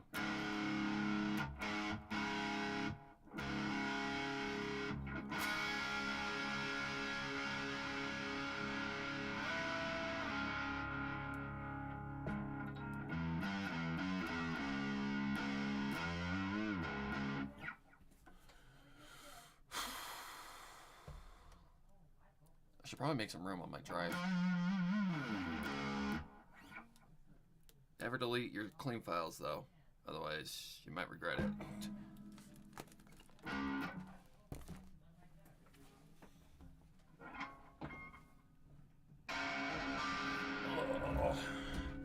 Oh, there it is.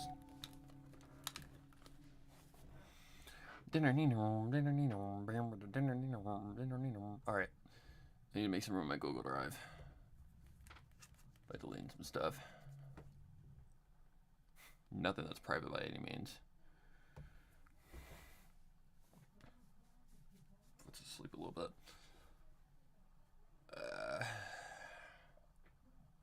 Fuck it.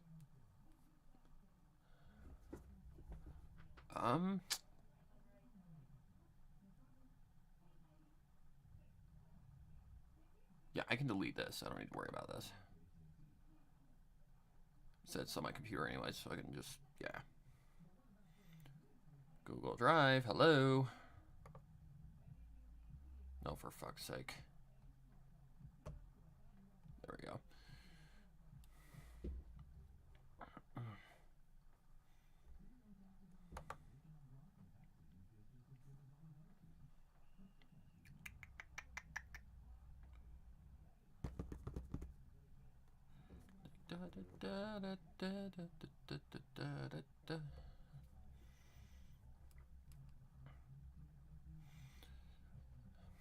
Though I hate that you have to, after that, go to the trash and delete it.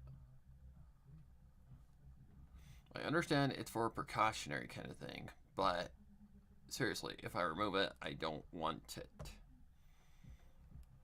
So, file upload. Ow. And that's only chapter 1. Oh boy, this is gonna be fun.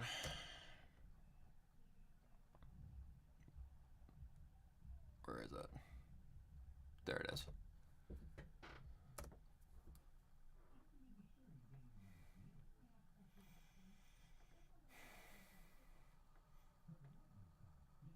And I understand it's different, but I already made a post stating so.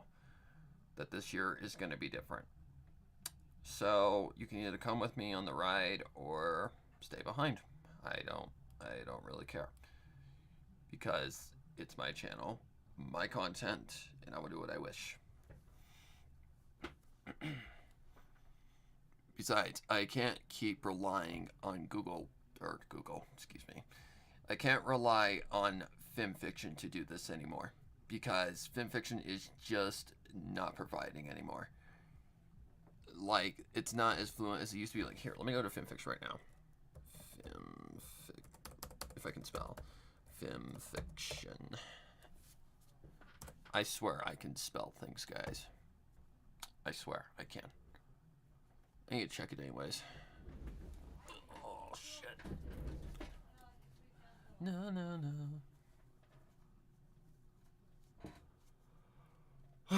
Computer, hello.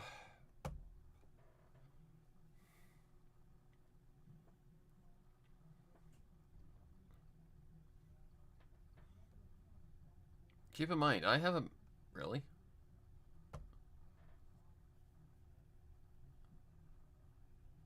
Find that kind of weird, but okay. What? Oh, for fuck's sake, I swear to God.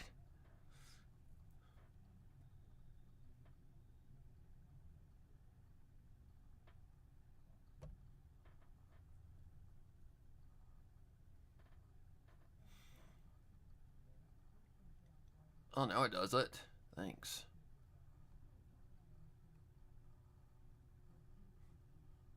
I find it funny that Bears Beat Up Lakers is getting like a lot of attention thanks to Return to. But here, I'm gonna show you. Just go to the horror category.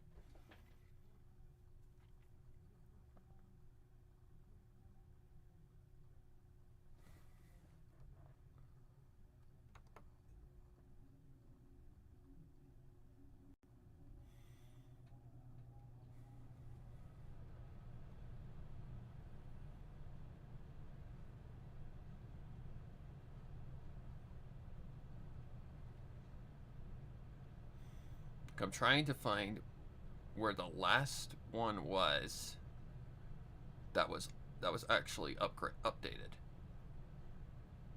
23rd of December, 24th, 25th. I don't remember this one the last time I looked, but it hasn't been that long. So I don't know, maybe my memory's just foggy. 26th of December, 28th. So when was the last updated thing? 14th. Like, look at these time windows. 7th, 14th. The 14th of January was the last one posted. That is not good. That is really bad. I remember back when I first started, this page was constantly updated. Not anymore. 14th of January was the last time a horror story was posted here. It is the 22nd.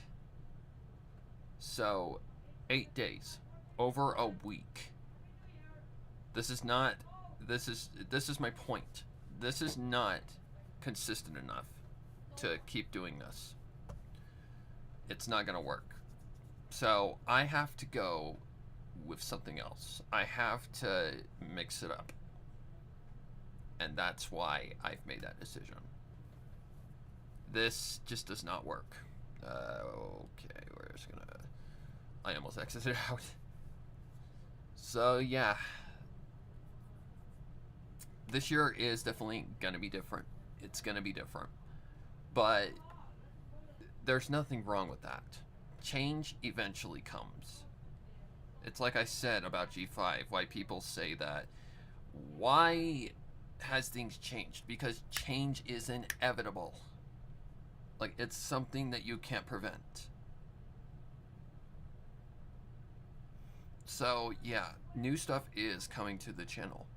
And I don't really care what anybody thinks, because it's my channel. It's exactly how the pony stuff started out. You know, when I started out, I would be lucky to get 10 views. Now I'm managing 1,000 sometimes within 2 days, which is amazing. So I thank you all for your continued support. But I'm just letting you know, the pony stuff is really, really getting hard to be consistent. You saw it right there. 14th of January was the last one that was posted. That's bad. So yeah, I can't do that. Otherwise, the content is only going to come every so many months. And I don't want to do that. Because when I recorded this last night, I was rusty. I want to be at the mic more. I want to be editing more. I want to be working more. So yeah, this is going to be a thing that is coming to the channel. So I hope you guys understand. That's all I can say. It's just not gonna work from a standpoint. So thank you guys for tuning in. I don't know when this is gonna be released. Probably, considering I'm almost done with chapter 1. Probably, let's see what's a good day to release it. I'd say maybe this week. Most likely this week. So, look forward to it. I know Genshin Impact is a humongous thing right now, so hopefully it does well. Thank you guys for watching. I'll see you next time.